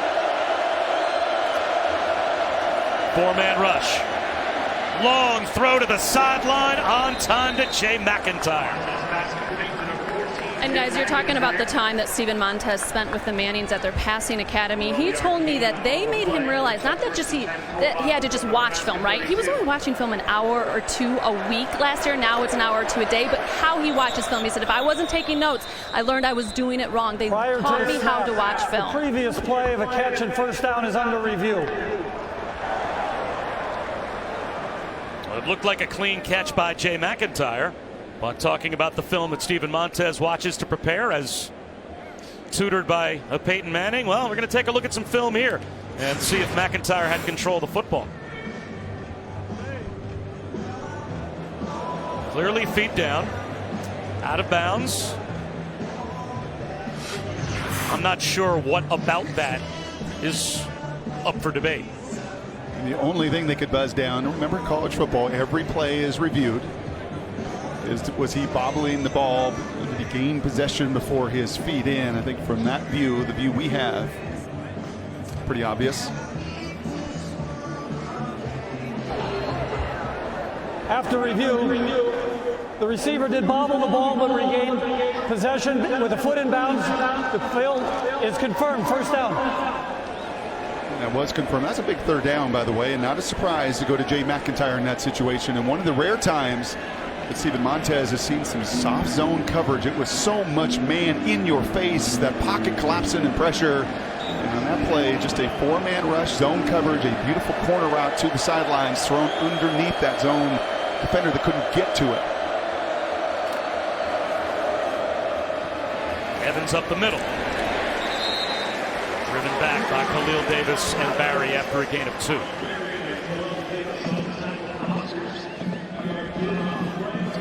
I've mentioned these stories time and again, but points to Kyle Evans as well. Running back there. A dislocated hip in 2017. Coming all the way back here and being a force as a senior in 2018. Montez off play action. Extends the play. Needs some help. Nowhere to go. Throws it away. Smart. And a flag thrown in the secondary.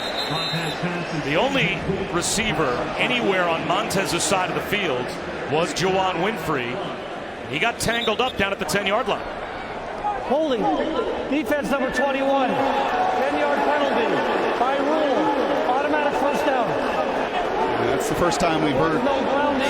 The quarterback was outside the pocket, and the ball was thrown beyond the line of scrimmage. Lamar Jackson's name there, and you're going to see as Montez flushes. Pretty obvious here from Lamar. He's a good one.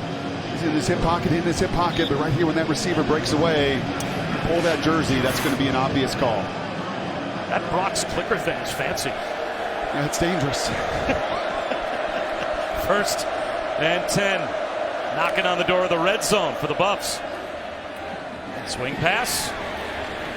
Up on McIntyre. A gain of 2. I like the poise of Montez here. Right? You do see just wild swings of momentum in college football, so much more than the next level, and your ability to handle it. The freshman did it on the other side. Montez, last 2 drives now, been on the money. Bobbles the snap and underthrows Chenault. Did maintain his composure. Well, Jim Jeffcoat, not on the staff anymore, but he was the old Cowboy, obviously, defensive line coach at one point for Colorado. And he was in El Paso looking for a lineman. Ended up being told by a different high school coach, you have to go see this Steven Montez kid. And did, and called up Mike McIntyre and said, Coach, we've got a quarterback. 3rd down and 8.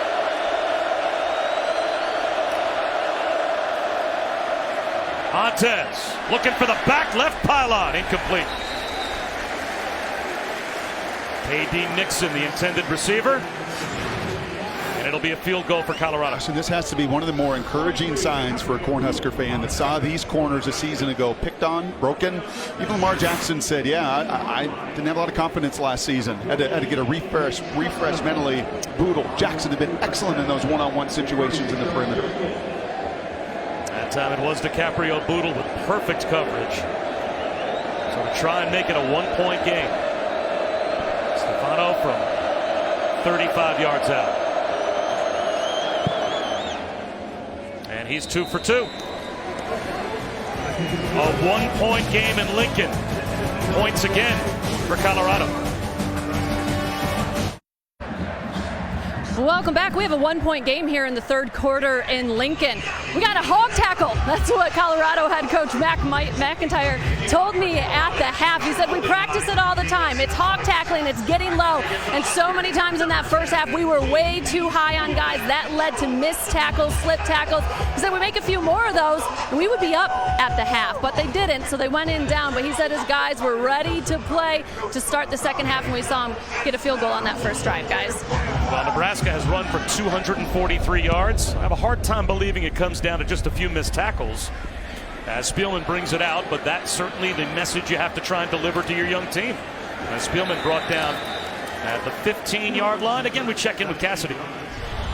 It's time for the PlayStation View multi-view with these 3 live events and over on ESPN right now. Championship point number 2, Serena Williams down a set already and emotions are running high. And on ESPN 2, Alabama up big, and Serena Williams actually just lost the U.S. Open women's final. Bob, Brock, Allison, back to you.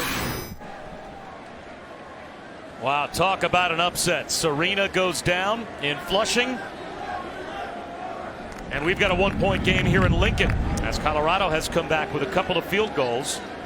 Now it's back to the offense. Adrian Martinez, play action on first down. Contested throw to Stanley Morgan, and he's got it. It's a gain of 5. I'll say this about Naomi Osaka. She wanted Serena. She said it. I want to play Serena in the finals. And you know what? I think make an easy transition here. Adrian Martinez wanted this job. He wanted this job. He wanted to prove to Scott Frost he was ready to play. He was the most ready to play a week ago, said Coach Frost, of any of his players. Put together an excellent first half. Greg Bell. A yard. And is the momentum starting to swing back the other direction a bit? A field goal before halftime for Colorado. And now after first down, let's take a look at Martinez. And he has a right calf grab. And now he will go down and lost the football. Is that a fumble? At the 15-yard line. Fourth down.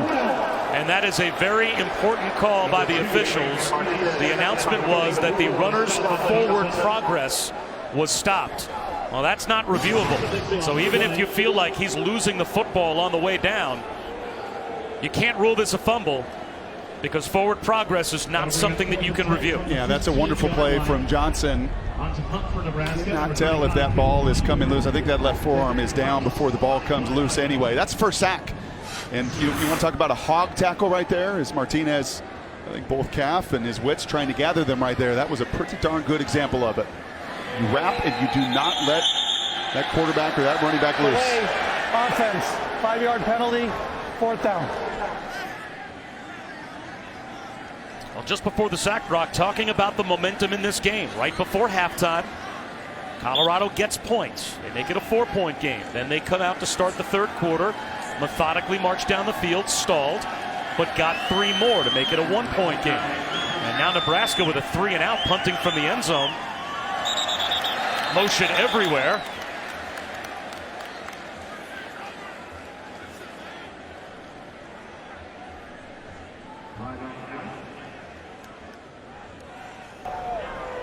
Offside, defense with contact. 5-yard penalty, remain fourth down. So we're back to where we started. But if there is a moment in the game where you can feel the crowd getting quiet and momentum possibly shifting, it's right here. Colorado should get great field position and a chance to take the lead back. And they'll set up a return for Blackman. Makes the first man miss. Eventually goes down. Still, excellent field position for the Buffs at their own 41-yard line in a 1-point game.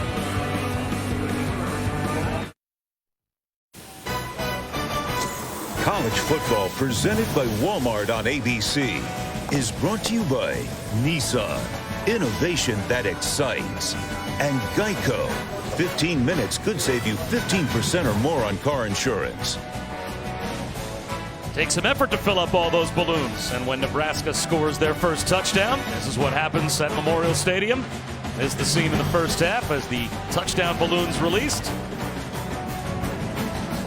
Can I ever ask a really inappropriate question? What if they were shut out? Do you get to pop all those balloons, or do they get released in the middle of the night, or they just wait for the helium to die out?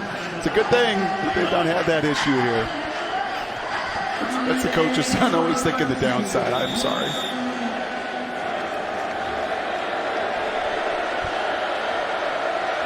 Bob Wischusen, the depressing Brock Ewart, and Allison Williams here at Memorial Stadium. Chenault, he was about to get walloped Had he even caught the football, Aaron Williams was lurking right behind Laviska Shenault. It'll be 2nd down and 10, and this a spot where Colorado desperately needs to take advantage of great field position. You think they had a target on number 2 coming into today?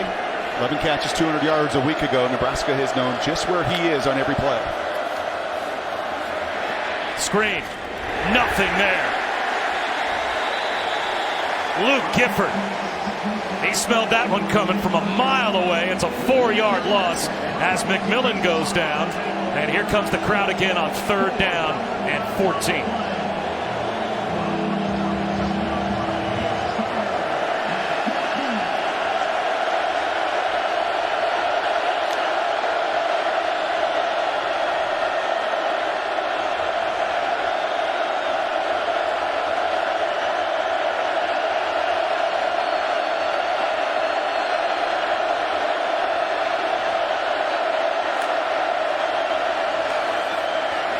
Montez out of the pocket.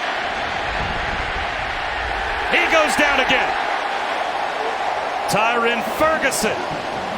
A loss of 5 more. Well, that was a really cool chess match there. You saw on one side Montez do what they call a freeze play. He claps. He tries to get that defense to diagnose, or he tries to diagnose and read what they're doing. He slid the protection the other way. Nebraska says, that's fine. We too can change what we do, even in year 1 of this system. A wonderful little chess match there that left Montez running for his life, and Ferguson getting the Cornhuskers' 4th sack.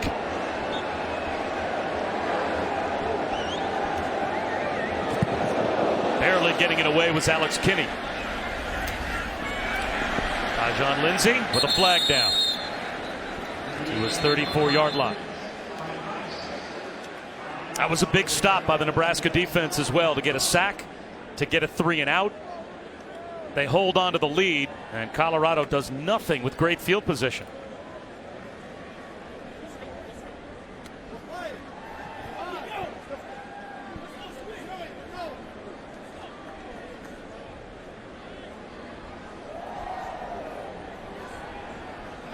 During the kick, holding receivers. That penalty is enforced from the end of the kick, 10 yards, 1st down.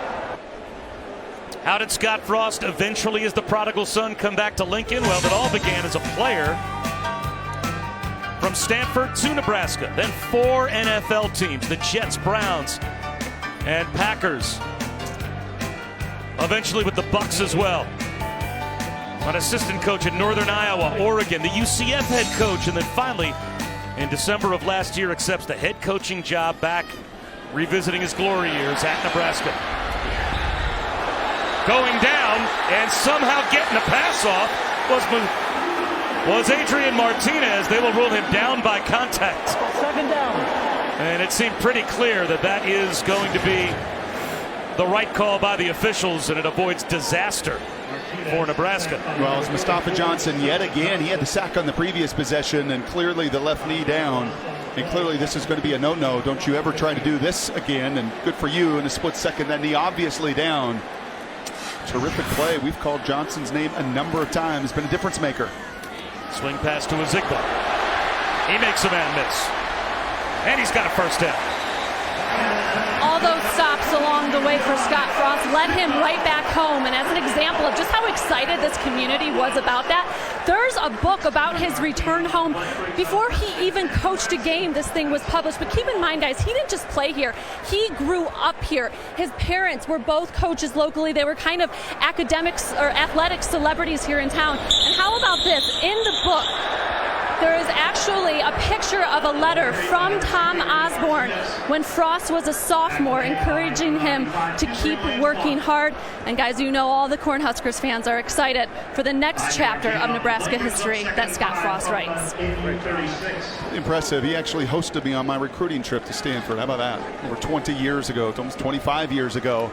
And you could tell then he had an itch to get back home. Left Stanford, won the national title here. And certainly an itch to come back and build this program up to what it was in those Osborne days. We want to come back to someplace special, and Nebraska is special. Mike Williams making that catch. He's a junior college transfer from East Mississippi Community College. It is a Nebraska 1st down. Keep it on the ground with Ezigbo. And he is brought down, lost the ball, but down by contact. And a funny story about Mike Williams. He gets the call that he's got a scholarship offer and he's going to transfer to Nebraska on a Sunday. He makes the drive up to Lincoln. By Wednesday of that week, he gets recognized in a restaurant here. He's a junior college transfer that only accepted the offer on Sunday. He was already known in Lincoln to Husker fans. It's a little different here. And he said he had no Nebraska gear on, wasn't carrying the backpack. I mean, nothing to tell you that he was a Nebraska football player. As Martinez takes a shot and drops it in. J.D. Spielman walks it in for a touchdown.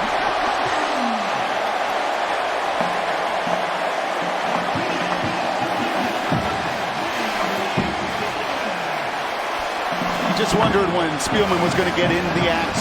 Set all the freshman records a year ago. 7th best receiving season in the history of Nebraska. And Martinez showed off the legs in that first half. It's almost been the adjustment in the second of, hey, we protected so well up front. Let's take some shots down the field. That inside seam route there from Spielman. He blows by 2 Buffalo defenders, and you can't place it any better than that.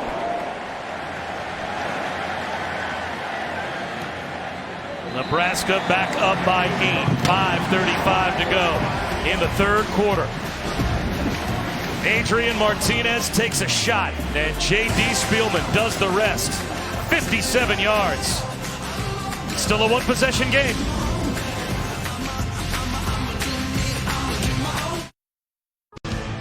We are back with a look at this week's college football rankings brought to you by Chick-fil-A.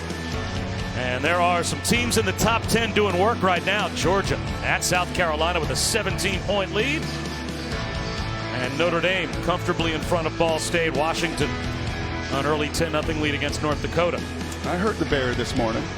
Bear took Arkansas State. A whole lot of points. Thought, well, this is one of those games Alabama comes home and maybe doesn't take care of business. 40 points in the first half. Are you kidding me?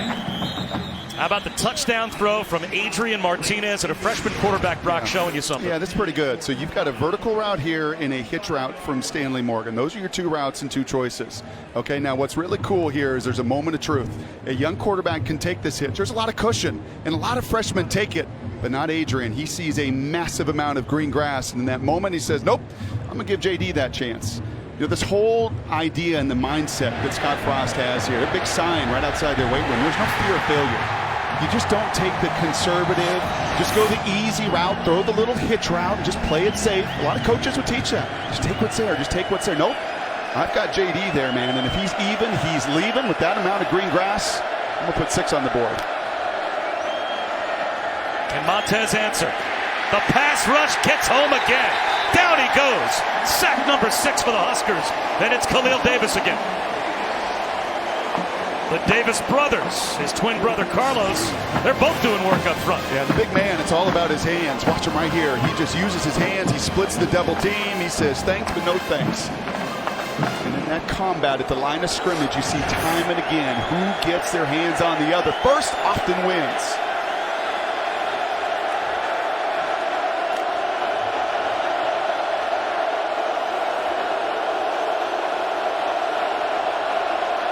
Man alive, is this place electric.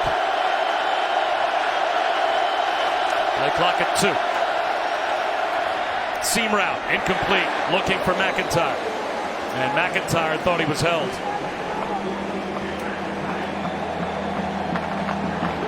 Third down and 19. And in some stadiums, there's one end that's a little louder than the others. Not here. They're both deafening when you're looking at your own goal line behind you. Timeout called by Nebraska. I think Nebraska only had 10 on the field. Nebraska, 30-second timeout. And I think it was Trey Neal that recognized it. The grad transfer safety from UCF, who played for Scott Frost, of course, there, ran up and took care of business. Kicking off the NFL season, it's Sunday NFL Countdown at 10 a.m. Eastern tomorrow on ESPN. Then Roethlisberger one-on-one with Boomer, Chris Berman. Deshaun Watson discusses his return with Marty Smith. And Randy Moss ranks this week's best catches from college football. And you got Moss. Get your NFL Sunday on opening weekend underway tomorrow at 10 a.m. on ESPN. And that guys, that we showed that map of everywhere he's been, and Tom Osborne made a really good point with Allison earlier.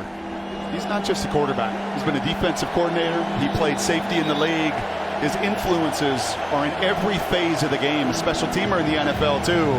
Understands how to put the whole package together.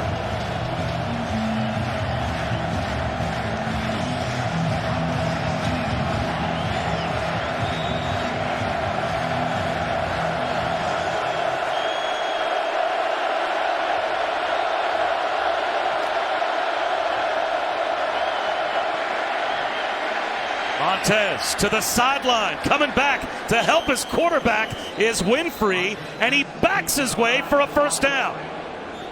On 3rd down and 19, Colorado gets it. A gain of 20. Yeah, for one of the rare times that Nebraska secondary's eyes got a little bit lost. So you see a big man for Colorado down at the line of scrimmage. That's the left tackle, Josh Kaiser.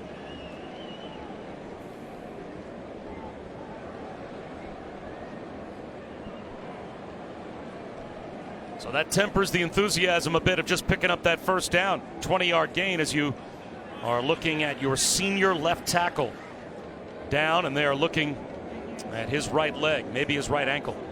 Told you, man, this clicker's a little bit dangerous.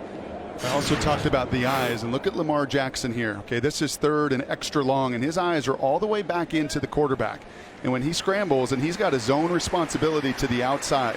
Okay, this is his area of coverage. He's cheating. He's thinking the quarterback's going to scramble, and he's going to make a play on it, and instead loses sight, vacates that zone, and because of it, Winfrey, an enormous play.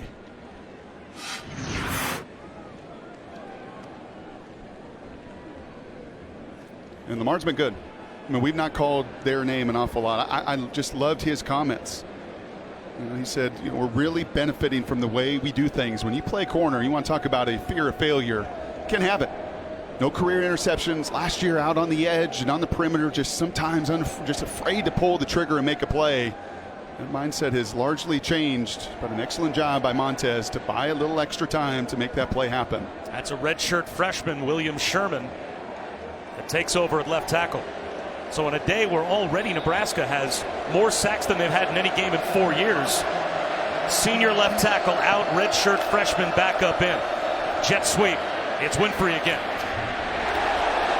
Maintains his balance and takes a hit out of bounds. That was a dangerous one from the Nebraska defense. Tyron Ferguson hit him, and it looked like he was pretty well out of bounds when he got hit, but there is no flag thrown. And that's pretty remarkable. He is a yard out of bounds. And Tyron Ferguson is just barreling down on him. He's coming across. He is a yard out of bounds. I mean, I totally get letting the kids play, and they've done that largely. But when you are out of bounds and you think you are protected and you take a shot like that, I am shocked to not see the penalty flag.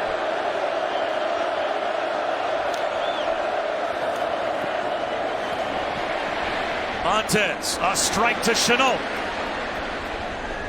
To the 42-yard line of Nebraska. Oh, you want a little Manning training? You talked about Eli and Peyton earlier. It's a pretty good look at it here and all the training with Coach Roper to stand strong, to not get frenetic back there, to trust your fundamentals, step up and throw a dart. Kyle Evans may have picked up a foot. Nick Stoltenberg was there to grab him around the ankles. And look at Big Nick, the captain, right in the middle. A lot of these parts are interchangeable in Eric Shenander's defense, right? The ends can play both sides. That guy's a nose tackle through and through.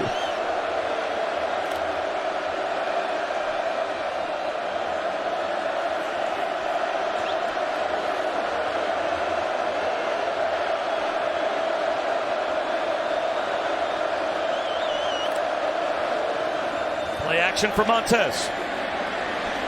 Nowhere to go with the football. And heaves it to the sideline. Was he out of the pocket? He got the ball back to the line of scrimmage. The sideline for Nebraska. And threw the ball beyond. There's no intentional grounding. 3rd down. Sideline for Nebraska was looking for an intentional grounding flag, but the officials say he got outside of the pocket. The ball definitely got back past the line of scrimmage. And I think that's a good call. I think it is close, and when it is close, they're going to favor, like baseball, like a tie. You're going to favor the quarterback there to protect himself. Tie goes to the runner. That call typically goes to the quarterback if it's gray at all. Sets up another big third down. It sets up a pressured look here from Nebraska. It was press man-to-man. Delay of game. Delay of game. Offense. 5-yard penalty. Remains third down.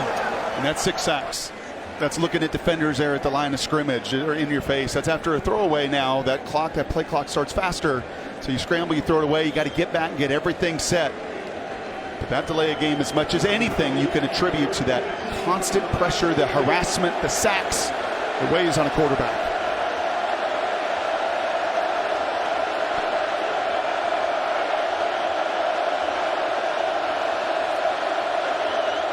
Blitz coming on 3rd and long. Taking a shot down the sideline is Montez. Reaching out is Chenault. He's got it. It's 1st and goal for Colorado. Same route. That's a hitch with that inside seam. You see it more and more at every single level as you see Colorado rushing to the line. And that's Montez saying to Martinez, you can do it. As a junior, I can do it better. They actually mark him down at the 11. So 1st and 10 from the 11. Another huge 3rd down conversion. Evans. Brought down shy of the 10-yard line. Not much on 1st down. And it's a huge 3rd down conversion that's really all about the quarterback. There's very little separation. There is a tiny cereal box to drop that sucker in 35 yards down the field, but that's exactly what he does, and there's no doubt. Chenault, Montez have got one heck of a connection brewing this season.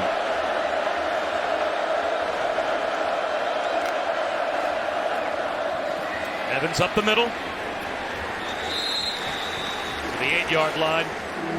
Colorado can pick up a 1st down without scoring. They have to get it inside the 1.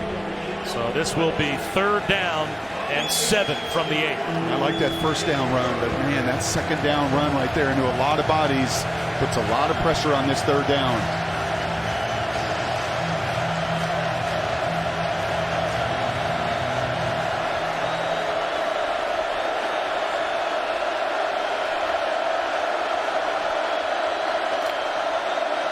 Another blitz. McIntyre to the pylon. Walks in with a touchdown. His 2nd of the day. You talk about rub routes or pick routes. There's no such thing when the ball is thrown behind the line. Watch all the Colorado receivers block down. You can block down. You can hit anybody you want. When that ball is thrown a yard behind the line of scrimmage, almost like a little swing route. An excellent job there. 2nd touchdown for the coach's son. Now Mike McIntyre playing this more like the NFL coaches would than college coaches. He's not chasing the point yet. He's going to kick the point after and make it a 1-point game. It's still the 3rd quarter. We'll talk about, from Brock's standpoint, whether or not he thinks they should have gone for 2 there after we check in with Cassidy. Thanks, Bob. Ole Miss in some trouble against Southern Illinois. Look at this play. Sam Straub drops the snap, collects it, finds Raphael Leonard, who then delivers the stiff arm and gets in for the 70-yard score. Southern Illinois up 38-35 at the half over on the SEC Network. Bob, Brock, Allison, back to you. No, they are not going to be happy in the Grove if that result stands up. But, Brock, we've got a 1-point game again. Could have been a 2-point game. Could have been tied. And Mike McIntyre opted to go for 2. We'll see what Dabo Swinney and Clemson put together tonight against Jimbo Fisher and Texas A&M. Clemson and A&M, 7 Eastern, 6 Central. Live on the ESPN app. You can watch it anywhere.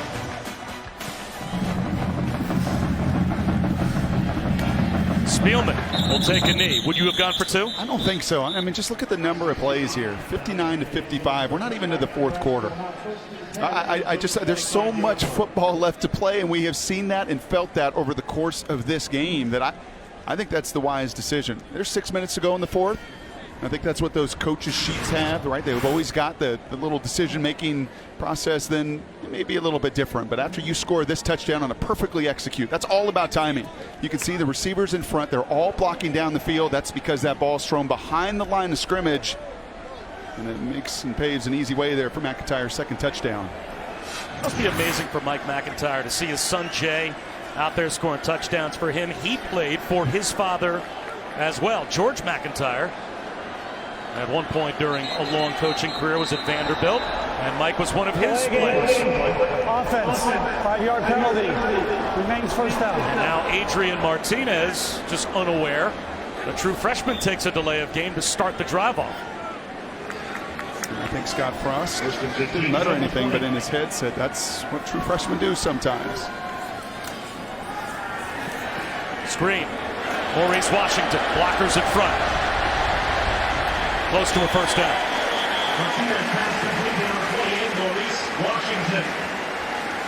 Nice job by the big fellas getting out in front here. Just a bunch of Velcro. Right, again, well timed. Those screens, whether on the perimeter or over there between the tackles, and look at the Velcro outside. The opportunity for the freshman to get the big gain. Washington Doing a Barry Sanders impersonation to pick up a first down and more. Rick Gamboa. And Kyle Trigo in on the stop. A lot of hog tackling there. A lot of diving, head down, arms reaching. That's exactly what Coach McIntyre pointed to in that first half. Poor tackling, allowing too many yards after contact. Option. The pitch to Lindsey. Nowhere to go. Very well done out on the edge by Colorado defensively. It was Nick Fisher that held his ground. No gain. No gain on the play. Second down and 10 from the Nebraska 44. So you heard how loud it was on the other side on every one of those third downs. Listen to this. I mean, there is nothing. I think if I screamed out from the box up here, people could hear me because it is nearly dead silent in this building.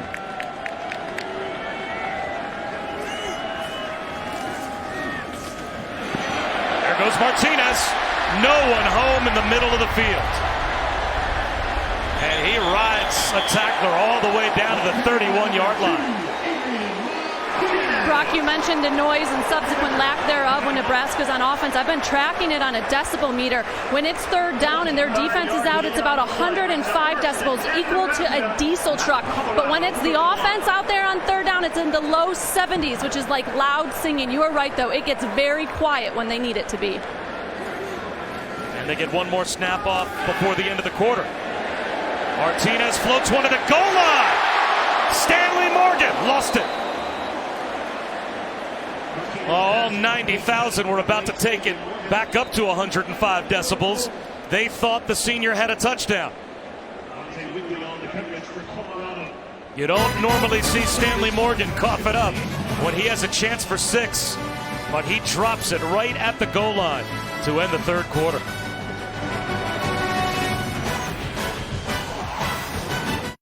Before we start the fourth quarter, let's take a look at our Pacific Life game summary. And Brock, quarterback comparison, both have played very well today. Lights out. I mean, that completion percentage is off the charts. And as you just saw there, that really should be 15 to 17, 215, and 2 touchdowns for Martinez as that ball slipped through the fingers of Stanley Morgan. And off to Maurice Washington. Stiff arm. Run out by Delrick Abrams. Bob Wischusen here with Brock Ewart and Allison Williams. An old Big 8 rivalry game between Colorado and Nebraska. Heads to the fourth quarter. Separated by a point.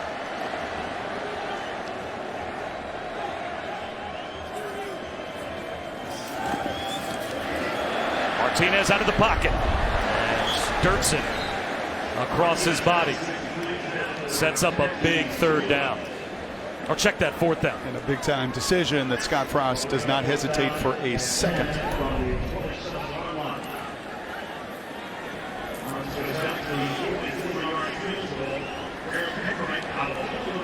This to extend the lead up to 4.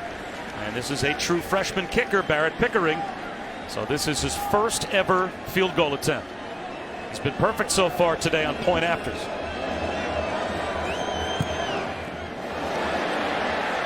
But 0 for 1 on his career kicking field goals. So Colorado gets the ball back down by only 1 early fourth quarter.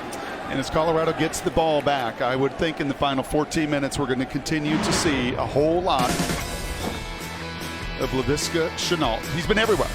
He's a Johnny Cash of this football team. He's a slot receiver. He's a wildcat quarterback on a rushing touchdown. He'll play receiver on the perimeter. He'll catch big third down passes out of the slot.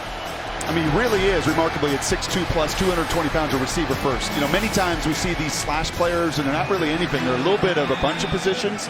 He is a receiver that just so happens to be tough enough to play that tight end spot and the running back spot. He is quite a weapon. And here he is. First drive of the fourth quarter begins with Shenault for Colorado. An end around that picks up 7. And I just love the toughness, man. I mean, he will come back in their zone scheme, and he has the backside end to cut down and to collision with. We saw it on that fourth down conversion, the trust that this staff has in him to do everything. Flags down. False start, 55 offense.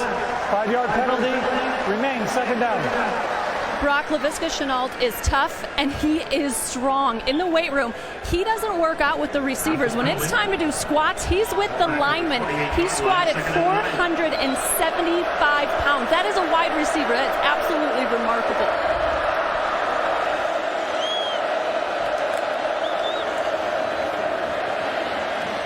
Montez to the sideline, reaching up to make the catches. Juwan Winfrey. That's good for a first down. And Winfrey's a good-looking wide receiver as well. He is. New Jersey kid, junior college transfer. Last week, just 2 receptions. And I loved what Coach Shiverini, the offensive coordinator, said to us. He goes, he didn't complain at all. He was happy for everybody else's success because he knew he would get his opportunity. He's gotten it today, and he has delivered.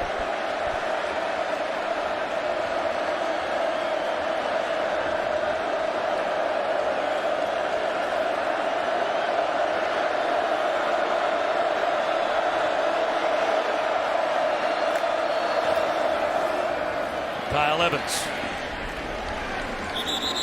for 2 yards.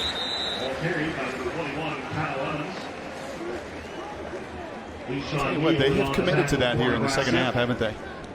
It's not been big run after big run. This group here for Nebraska in their front 7, they've committed numbers to stopping it, but I'll tell you what that does is it sets up play action. It keeps eyes into the backfield. It opens up maybe just a half step out on the perimeter, which they have Colorado taking advantage of here in the second half.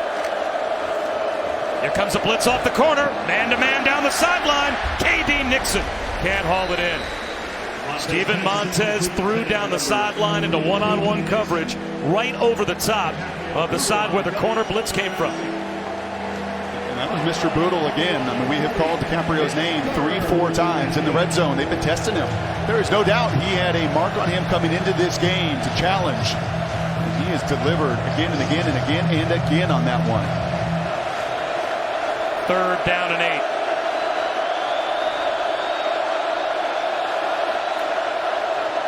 Four-man rush. Under pressure. Montez gets out of the pocket. He's going to try and run for it. And he will slide and give himself up. And the moment that he does that, wherever the football is, the officials mark it down. So he's 2 yards shy of a first down. It'll be 4th down and a full 2, maybe 2.5 yards. And I bet you, if you asked Steven, he thought he had that. I mean, it is a unique sense for guys. And by the way, unique here is Colorado is looking like they're going to go for this. In a 1-point game with 12:15 to go on their side of the 50. You like this call? And this is going to be the Wildcat run play, if anything else, which they ran for the touchdown. No, this is too much risk for me. Laviska Shenault takes the direct snap on 4th down. Right at the marker. It all depends on the spot. Mohamed Barry made the stop, and if he is short, he is short by a couple of inches. Oh, I like going for 2 and chasing those points, but you're on your side of the 50. Here with 12 minutes to go. That is an awful lot of risk. It looks like that knee went down before Shenault was able to reach the ball out.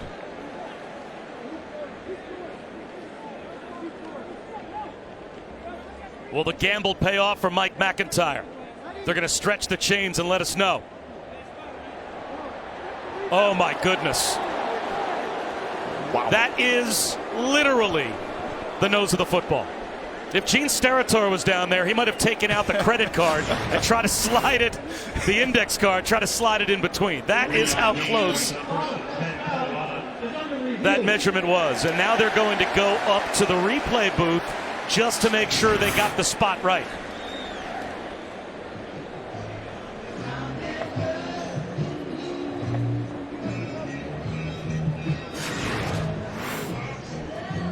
One of the keys here is that knee. Did that knee go down? And when that knee touches down, where is the ball?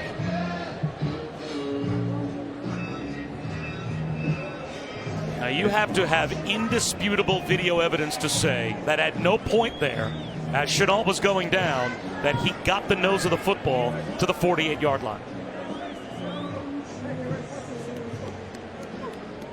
And you can't see the football.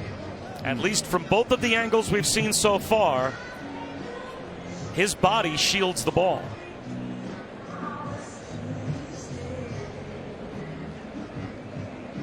I don't know how you would ever look at those replays and change the spot. The ruling on the field stands. Yeah. First down. That's the right call. Yeah, I think that has to stand. Scott doesn't like it, and he's pretty upset about it from his vantage point. I'm sure he was watching that play right on that marker. It felt like that ball never got there, but that is a testament to the confidence Mike McIntyre has in his best player, Chenault.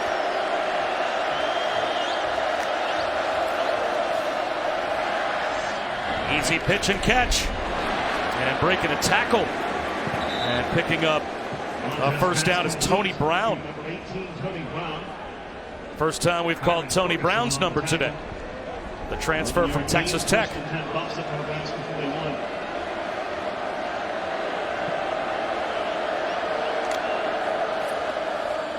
Trayvon McMillan. Nice jab step at the line. Weaves his way for about 9 yards. Looking Mullidoon brought him down. Yeah, it was that jab step that led to over 100-yard day last week with a touchdown, the Virginia Tech transfer, and that's why you continue to be patient with that run game. If it's 0, if it's 2, if it's 2, eventually you've got to commit to it. Try to wear down that Nebraska front. They gave him progress to the 31. Good for a first down. There's McMillan right up the middle. Into the red zone. 12 more and another Colorado first down. And that big time block there from Purcell. On the backup nose tackle, Newell trying to give Stoltenberg a breather. And they're running right between the guards.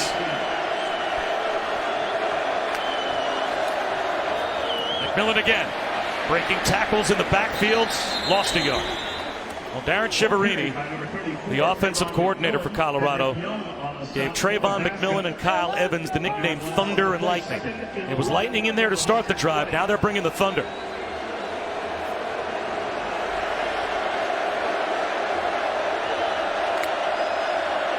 They've set up some pretty good play action pass with all of that interior run. If you want to influence those linebackers, try to take a shot down the field.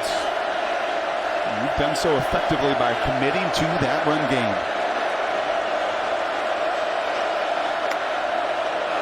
Play action for Montez.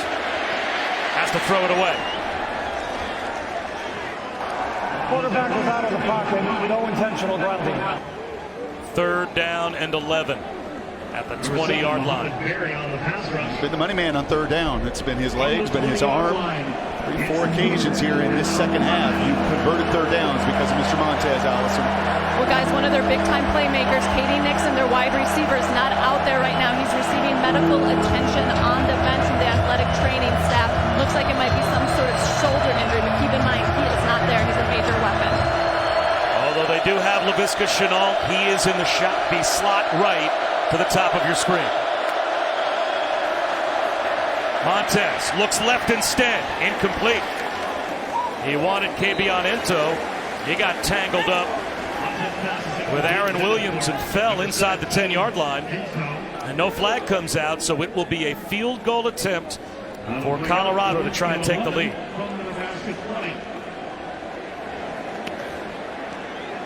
Now Nebraska's got a true freshman kicker who missed trying to extend the lead a short time ago. The oldest player in college football kicks for Colorado. Born back in 1987, James Stefano from 37 yards out.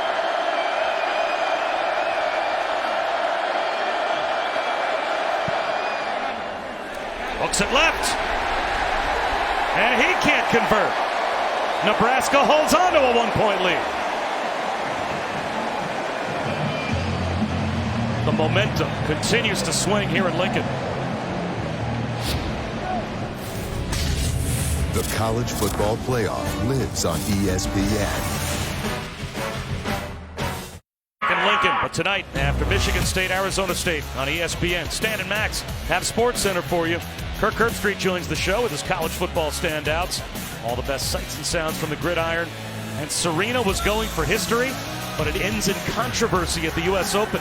Sports Center after football, 1:45 m Eastern. Later on tonight, quarterback draw for Adrian Martinez on first down. Picks up 5. It's sometimes hard to draw a whole bunch of football with the tempo that Nebraska plays, but let me just tell you from an X's and O's standpoint, the number of times they get an advantage through their motions and shifts and number counts, it's such a huge part of what they do. Greg Bell. You know, you watch all this motion and shift, you think, oh, is this just eye candy and distraction? No, it never is. It is constantly trying to get an extra advantage, especially when you've got a running quarterback. It puts such a burden on that defense. Big third down. Huge.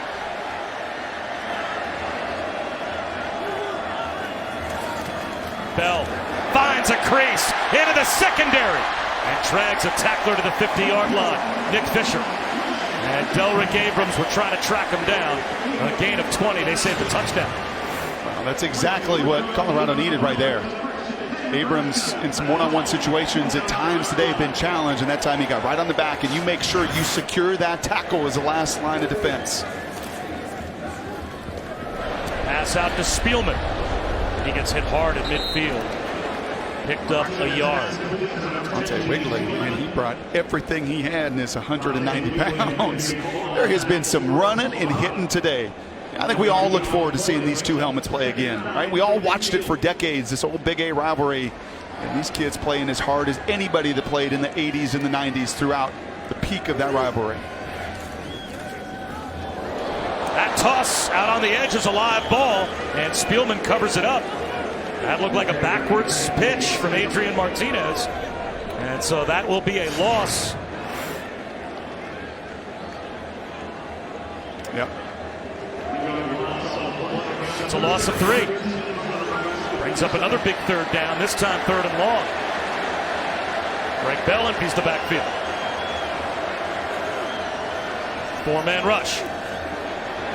Martinez out of the pocket. All kinds of room. He'll tuck it under and run. Brought down maybe a yard shy of the first down. And now a decision for Scott Frost. Do you punt it deep, Brock, and pin Colorado if you can inside the 10? Or do you look at this as maybe a knockout punch? Yeah, I think you just watched your freshman kicker miss. I think that thought about scoring touchdowns over the course of this game in the final 7 minutes, that's paramount. He's going to go.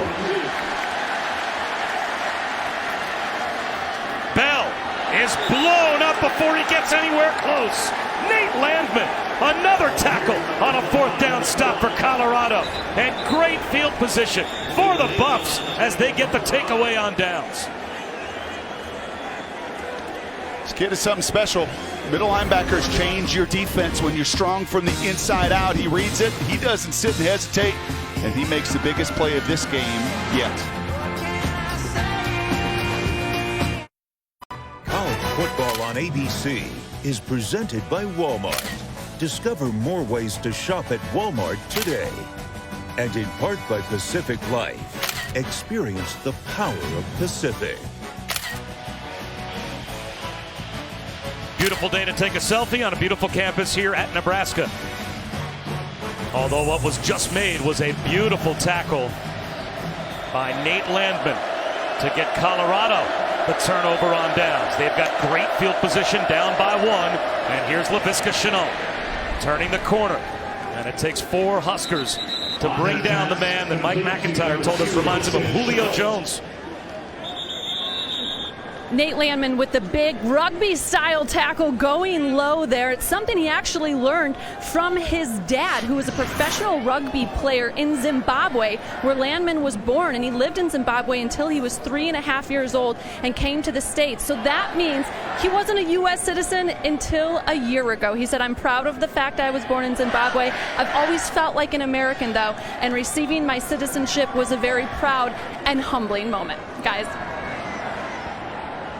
Yeah, he is such a difference, Allison. There's just no question about it. They had to get him on the field last year. Last year he got on late as the season went along. And this year they said, you know what, leading tackler, I'm sorry, Drew Lewis, you're going to have to move to the outside. We have got to get the kid they've nicknamed the Hammer. We've got to get him on the field, and you see why. Pac-12 Defensive Player of the Week a week ago, and that's good to see Trayvon coming off the field. Trayvon McMillan was out front of that fly sweep. It's a bit dinged, but he runs off in his own power.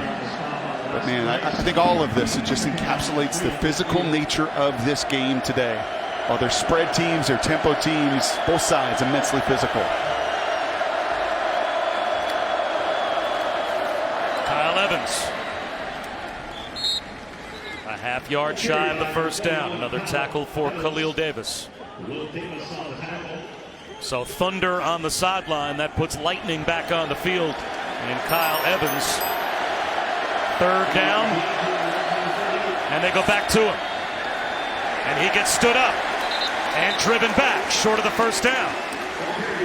Will Mike McIntyre take the same chance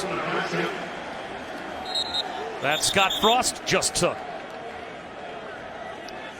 That was a really nice play from Dedrick Young. We've not called his name an awful lot today. A kid that's searching for 4 consecutive years of 60-plus tackles. No one's done it wearing that helmet before. He scraped. Chris Bounds, the polling tight end, can't see him. And he sets up a huge 4th down call. Now Brett Ton's coming off the field. So your starting left guard and your starting left tackle are both hurt. And are both now replaced as Jacob Moretti, another redshirt freshman, goes in. Is number 2 on the field? Because if he's on the field, he's been the guy that's been awfully big in these moments. He's on the field at the bottom of the screen. 4th down and a half yard. Colorado will go for it. They run the option. Evans, no chance. And Nebraska answers right back with a stop of their own at midfield. Dedrick Young ran out Evans at the 50.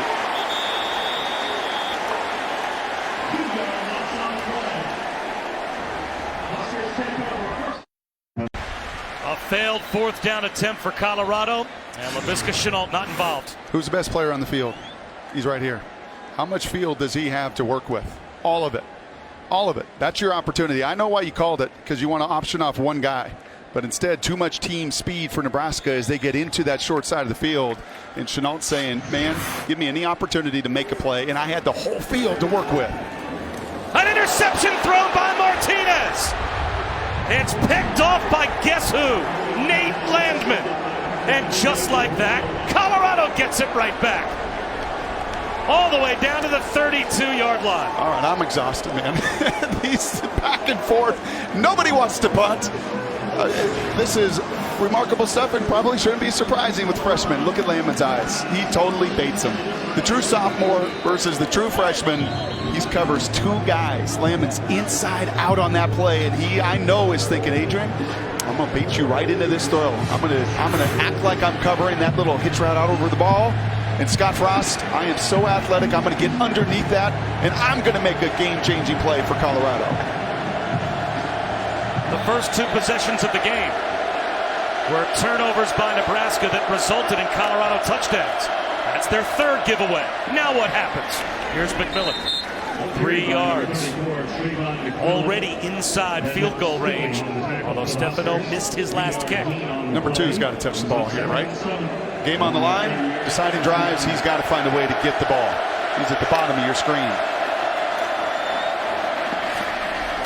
McMillan down to the 26. 4 yards shy of a first down. 3-yard gain on the play.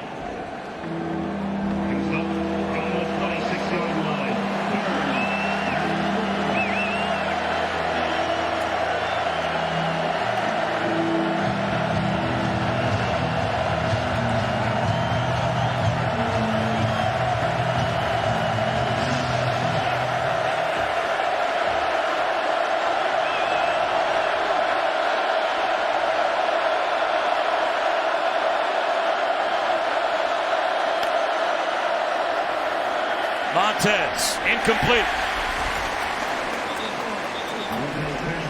So now it will be a field goal attempt, you would think, to try and take the lead.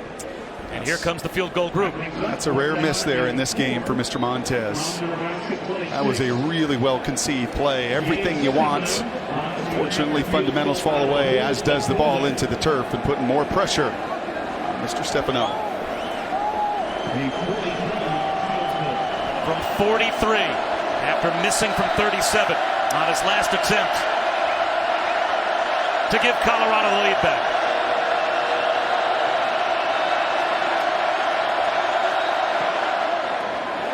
Looking left, misses it again.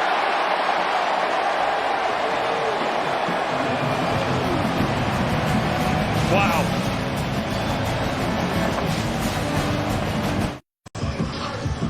Bob Wischusen, Brock Ewert, Allison Williams watching Steven Montez, and Colorado. Brock missed opportunity after opportunity. Yeah, just big play after big play. This was the first miss from Stefano. Jess Hooks pass that left upright. This is a fourth down call, an option where Dedrick was just simply too fast into the boundary. And once again, the oldest player in college football, 2 for 2 on the first. Missed back-to-back kicks. Ozigbo. Now it's back to the senior on the ground for 7 yards on first down. And I know these teams practice nothing but tempo, or so it seems. You don't want tempo here if you're Nebraska. You want to force Colorado to use those timeouts and take every second off the play clock that you can. And on 2nd down and 3, they were just about set to snap the ball with 20 on the play clock. And flags fly. And that's going to go against Colorado. Oh, excuse me, it goes against Nebraska. This center there flinching the football.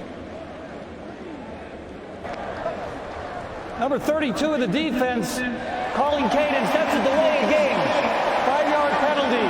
That results in a first down.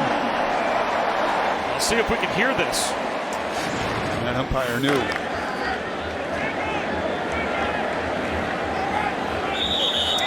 I'm not sure if you can pick up Javier Edwards, or was it Gamboa? Rick Gamboa. Right next to that umpire, sitting right next to him, and you can't fake those guys out. Ozigbo. 5 yards. You can stream college football all season long on ESPN Plus. So start your free trial today by downloading the ESPN app or visiting ESPNplus.com. What is the rush for Nebraska? And now flags again, and both teams pointing at one another.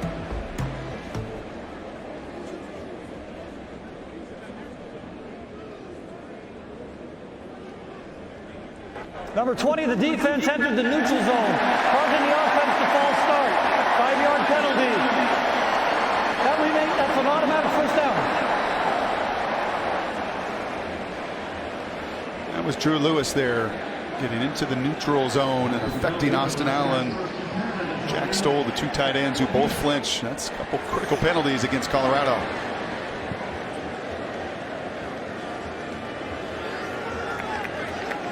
See how long they wait to snap it here. They'll snap it with 10 on the play clock. Flags thrown once again. And this one will go against Nebraska.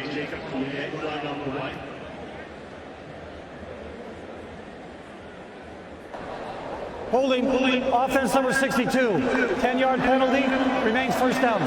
That's the center there, the redshirt senior. Conrad says, what did I do? Well, what you did is reached out with your right hand. And Adrian Martinez is hurt.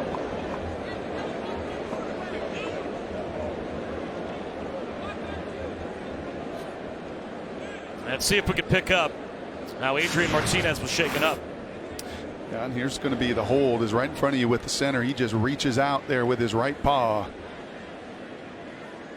And Adrian's right leg looks like it's caught underneath him here. He's taken some hits today. If there was any curiosity of how that shoulder was going to handle itself after 18 months of no contact, shoulder looks fine. This is a sign that no Nebraska fan wants to see, with only a backup walk-on Andrew Bunch on the roster. Well, Tristan Gebbia was, based on our estimation at ESPN, the number 6 pro-style quarterback in the country. And it was Gebbia and Martinez that were in a quarterback battle all the way through camp. Martinez won the battle. And the next day? On the 27th of August, right before the season began, Gebbia said, I want out. I want to be released from my scholarship. I'm not staying here as the backup. And he headed to Oregon State. So that leaves Nebraska with a walk-on quarterback as their only depth, as Adrian Martinez can't put any weight for the most part on that right leg.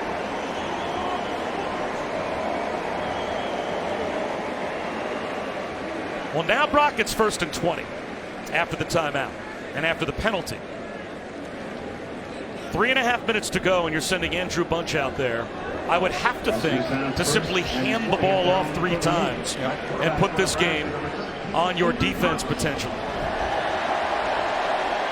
So now I will be totally stunned if Nebraska doesn't take the play clock down as far as they can on every single snap.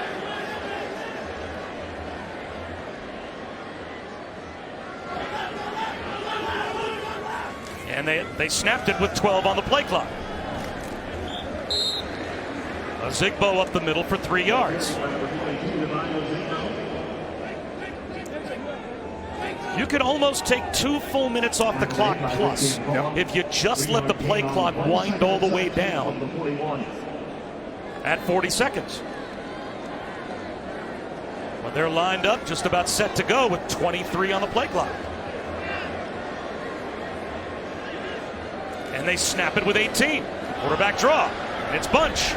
Now it's 3rd down and long. And now a timeout for Colorado.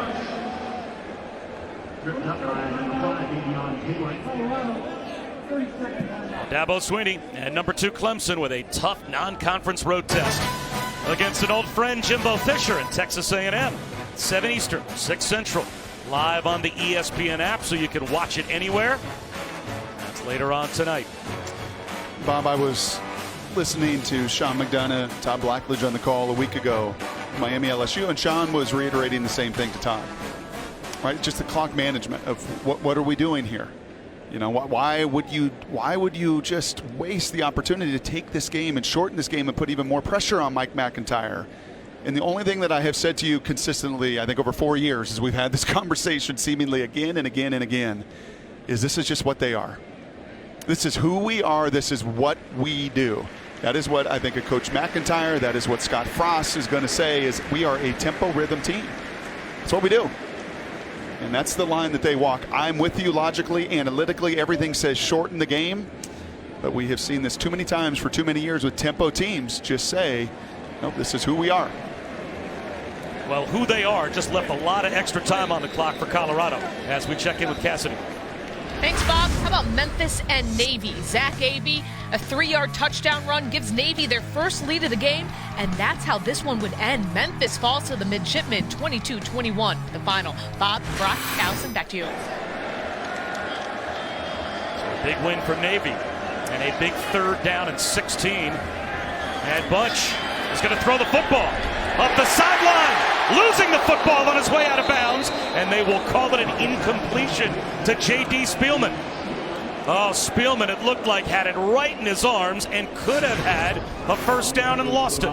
That could not have been thrown any better. I think he is bobbling it the entire way there. That is an incomplete pass. And kudos to you, Andrew Bunch, a sophomore walk-on coming into the biggest moment of the game and throwing an absolute seed. And unfortunately, Spielman on the other end just unable to reel in.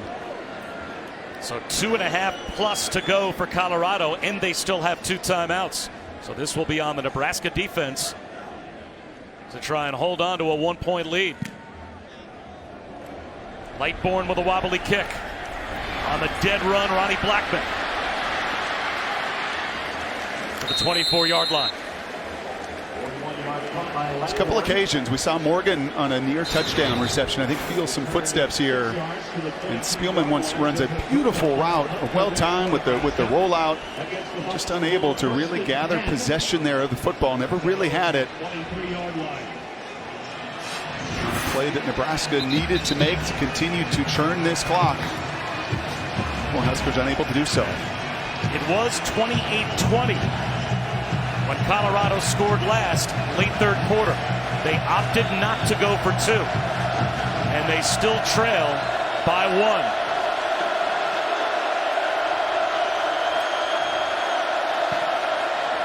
Montez to Chenault. Out to the 38-yard line. That's a 220-pound split end, that's all. It's about 2 inches shorter than Julio Jones, but runs 4.4. And Mr. Montez, if I am you in these final minutes, I'm not leaving Lincoln. I'm not getting on this bus in this plane without number 2 having a say in it here in the final couple minutes. Remember, James Stefano, the place kicker for Colorado, has missed his last 2. Will he get one more chance?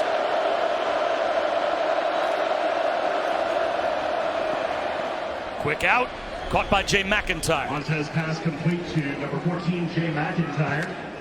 And the oldest player in college football trying to stay loose. How many times have you said that? You like that note? I get it, he's old. For those just joining us. 2nd down and 6.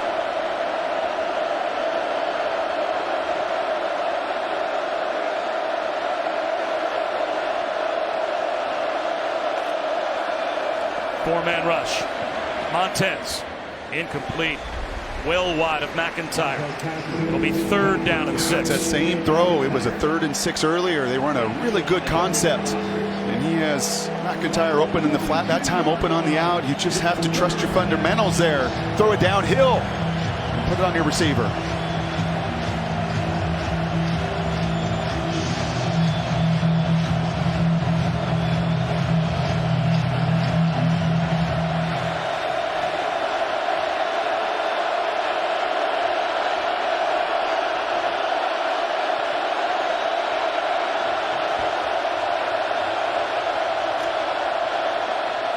Only a 3-man rush, and on the slant, they've got the 1st down and more.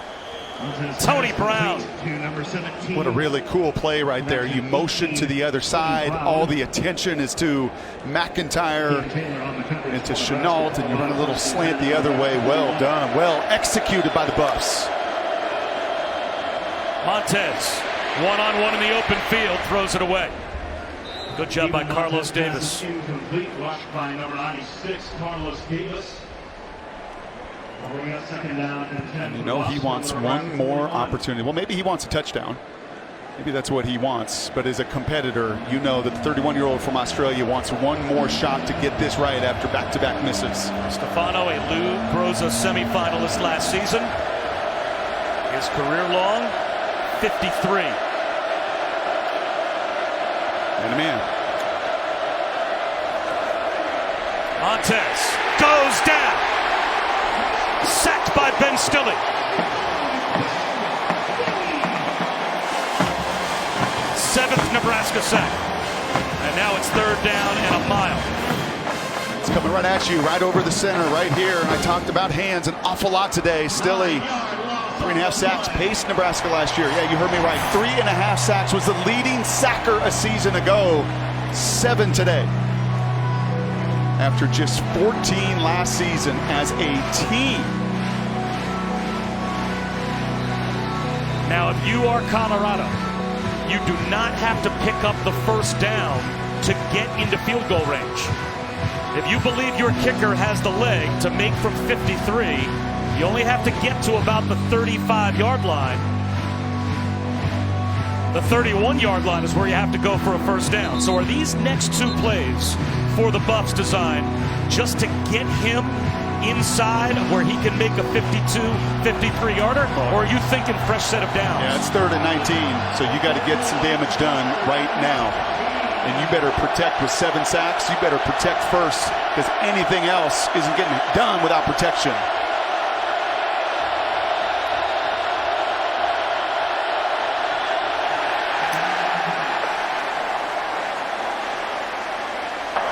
False start. Offense number 14. 5-yard penalty. Remains no down. And this place is rocking, and it's played as big a role as anything today, and it's just the left guard, and it's a flinch.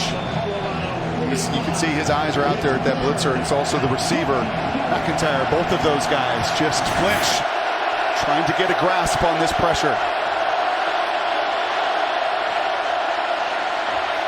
High throw up the seam, incomplete, laying out. Jay McIntyre. A hit in the secondary that's going to give a free first down to Colorado. Did Antonio Reed just make the mistake of the game? Personal foul, defense number 24. Unnecessary hit against the defensive receiver. That 15-yard penalty includes an automatic first down.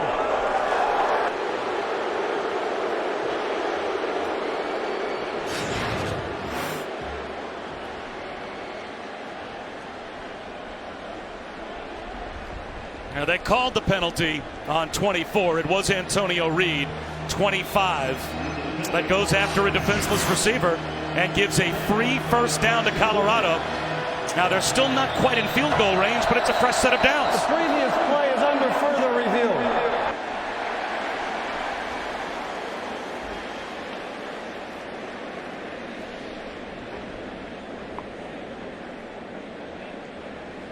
The only thing Antonio had to do right there was play the ball.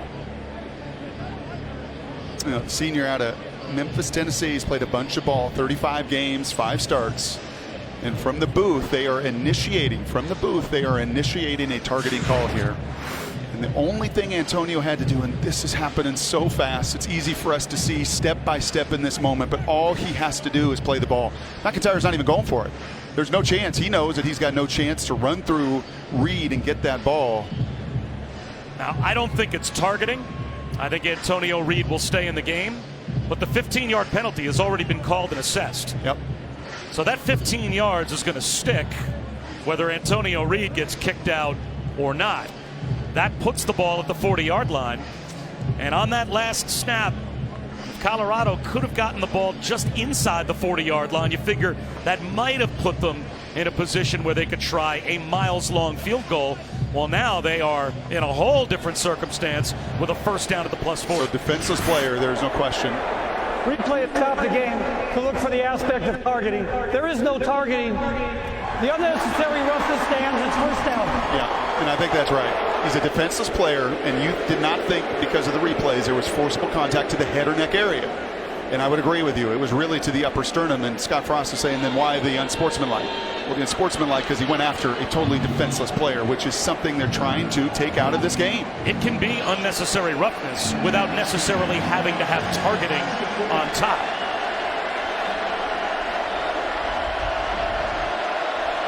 What a massive penalty.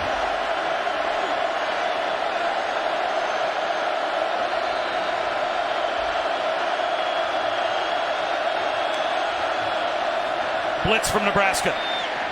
Montez takes a shot.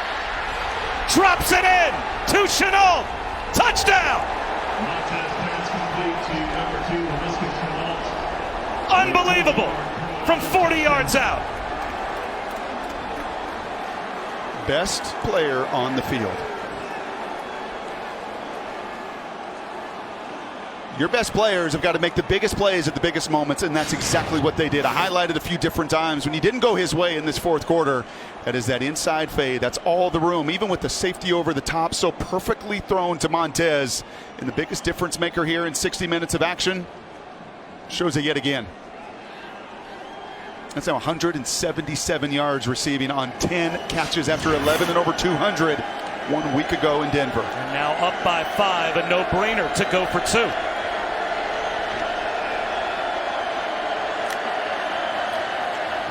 Montez with a rollout, and that's short of the goal line. McIntyre was hit and driven back by Deontay Williams, and he's shaken up. So Nebraska now with 2 timeouts. They still have 1:06, but what's the status of their quarterback? Well, the status of that guy is the most valuable player. He's a little bit banged up, but what a day once again. Laviska Chenault. Absolute stud, man. There's very few like this in college football that can play everything. Wildcat quarterback, run it in on a touchdown. Seam route, got it, gotcha. It really doesn't matter what has been asked of him. He has delivered. Now Allison down on the sideline. Does it look like Martinez can get back in the game? No, guys, he has ice on his right knee. He was evaluated in the injury tent, did walk out on his own power, but quickly took a seat, and they had that right knee iced up. So it's going to be up to Andrew Bunch to try and get this win. Andrew Bunch, the backup quarterback, because Tristan Gebbia, who lost the battle to Martinez in fall camp. When he lost the battle, he transferred out, left, released from his scholarship. So now Bunch, a walk-on sophomore whose only offer out of high school was from Eastern Michigan, will get one last chance with the ball to try and pull off a win for Nebraska. And that conversation with Mr. Frost was, what are you comfortable with? What do you like? What are you comfortable with? What do you want me to call here in the final 60 seconds? A squib kick from Colorado.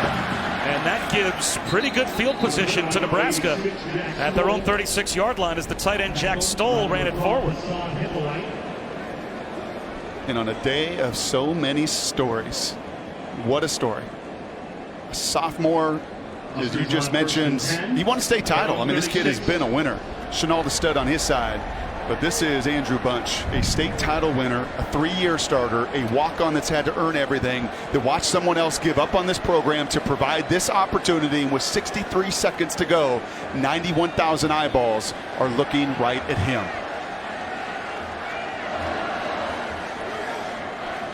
Four-man rush. Bunch on first down with a strike. He starts the drive to Mike Williams. And Mike Williams fights his way to stop the clock, at least for the moment, to the 50-yard line, a gain of 14.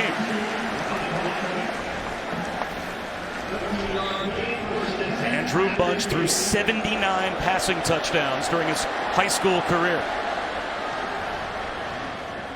Play action, under pressure. Throws it away. Was he outside the pocket? Pocket, there is no grounding. That's a big call. That is an enormous heads-up play, man. You take a sack right there, you're going to have to burn a timeout and look at all of the lost yardage. He knows that the one thing he can't do is take a sack here. He flushes, and once again, that's like Montez. We saw that earlier. They are going to give the benefit of the doubt to the quarterback to protect himself. I think he was in that gray area, which we've seen consistently called that way today. Bunch across his body underneath to Jack Stoll. And you wonder if a timeout will be used now by Nebraska. And it looks like they will call one and have one remaining with 32 seconds to go.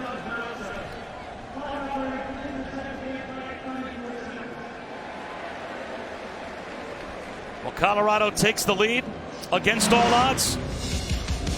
And the biggest play that led to the touchdown was that penalty on Antonio Reed, which would have set up fourth down and a mile. And you just knew Darren Chiaverini was also not going to leave here without Chenault playing a factor in it. And Steven Montez doesn't make those plays last year. Yeah, he just doesn't have the poise, I don't think, to do it. And the maturity he does this season. And because of it, he's put Scott Frost in a bit of a bind. And one of the real challenges here is Bunch is just not a mover. Unlike Martinez, that we have seen create so well with his legs today, the protection's going to have to be right. The routes are going to have to be right down the field. And Stanley Morgan, J.D. Spielman, two guys who've had opportunities today, they've got to find a way to deliver for their walk-on quarterback.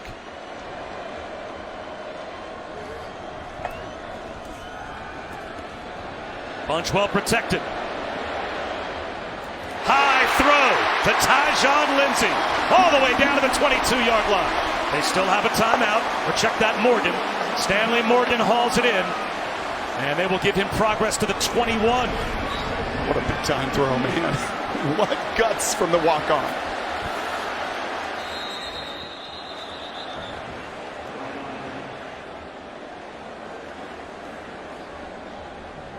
The false start on Nebraska will cost Scott Frost a timeout. False start, number 76 of the offense.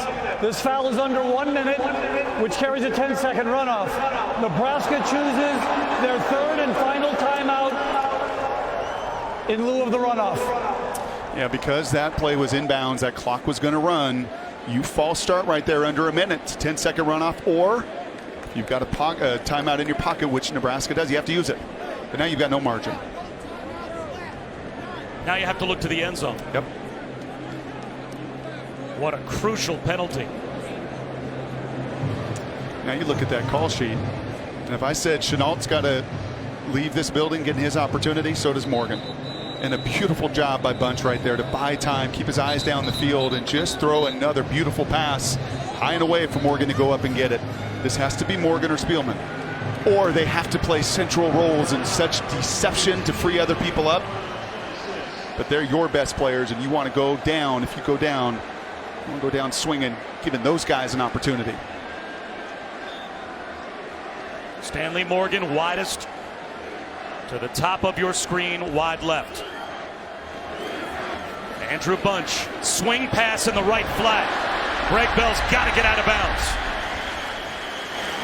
And that did nothing for Nebraska. He gained about a half yard or a handful of yards, got back to the original line of scrimmage.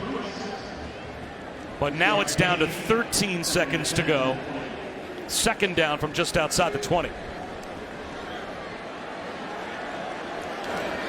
20 seconds, you can catch this in the middle of the field beyond the marker and absolutely still get up and spike it.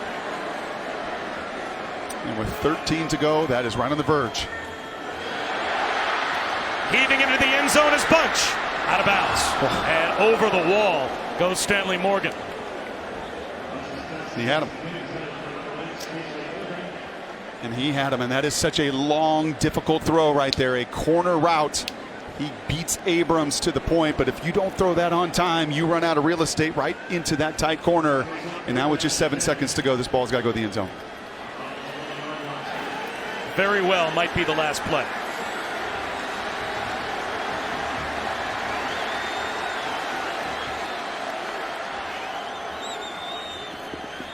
Down the sideline, incomplete still with 3 seconds to go, though. So it did not get to the end zone. It did get out of bounds. Now we are down to the final play, barring a defensive penalty with 3 seconds remaining. No fear of failure. It is the motto within this program. And number 8, where are you?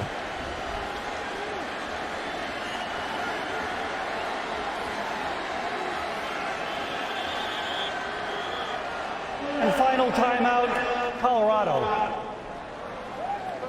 So Mike McIntyre wants to make absolutely sure there are no coverage busts, no confusion, and his players understand their responsibilities on the final play of the game. And likewise on this side, and you were talking to those 5 big guys up front who played a whale of a game at times.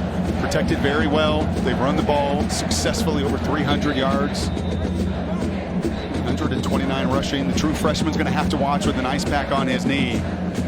To me, this is Scott Frost just reminding Andrew Bunch, the walk-on sophomore quarterback, that you can do this. And you can see it on the other side as well. Everybody making sure their assignments are sound, and Scott Frost putting the very best play that he believes Andrew Bunch with confidence can go out there and deliver. It has to get to the end zone for the walk-on quarterback, Andrew Bunch. Again to the top of your screen, wide left, is Stanley Morgan. Colorado blitzes. Bunch heaves one to the end zone.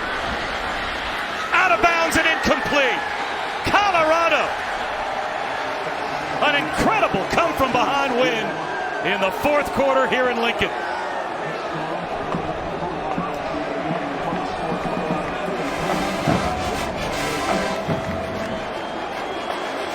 And you cannot overstate how important this win is for that man right there. Since joining the Pac-12 in 7 years, 6 last-place finishes for Colorado.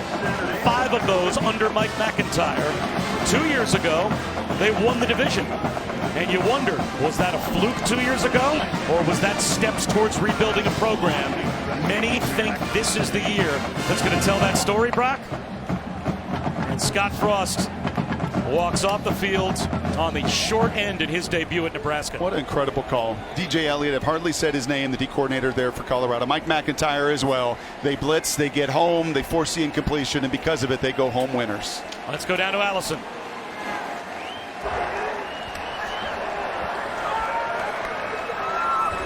An emotional embrace for Coach McIntyre. What's going through your mind just now? How great this is for these kids. The staff did a phenomenal, and we just hung in there. You know, our kicker's an awesome kicker, and he missed a couple. We are a mentally tough football team. That's what I told him before the game. You know, Nebraska had a disadvantage. They didn't have a game before us. We didn't have any film on them.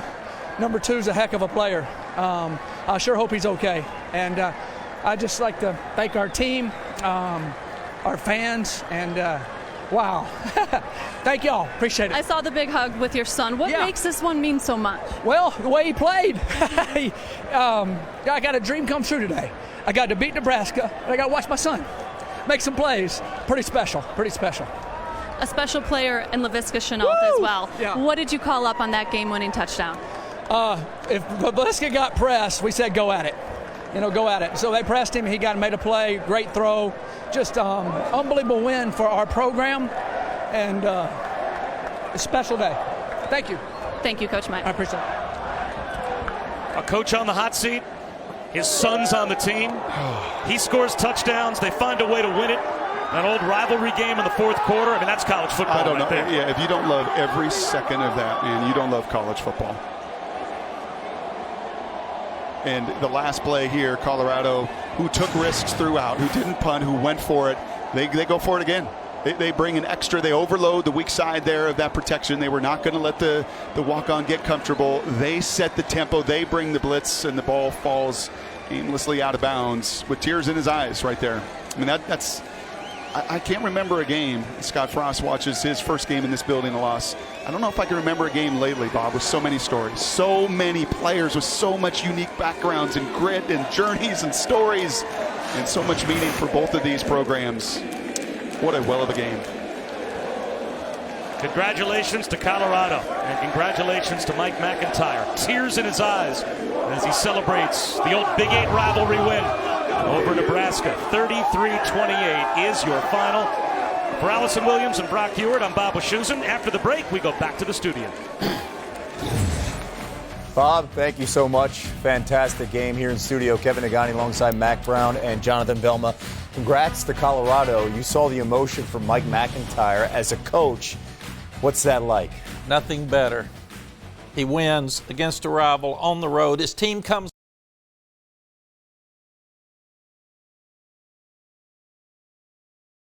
Love the defensive play call at the end. Go after him. Young guy just got onto the field. Put the pressure on him and dictate the end of the game. I love the defensive call. Saw bump, took the shot for the touchdown, blitzed at the end. Yep. That's a confident coach and a team that believes in that staff. And on the other side, you got a feel for Martinez making his debut along with Frost there at Nebraska. They'll be fine. They will be. Fine. Who's fine right now? Trace McSorley, Penn State, getting ready to face Pitt. That's our nightcap here on ABC. Top of the hour. More highlights coming your way.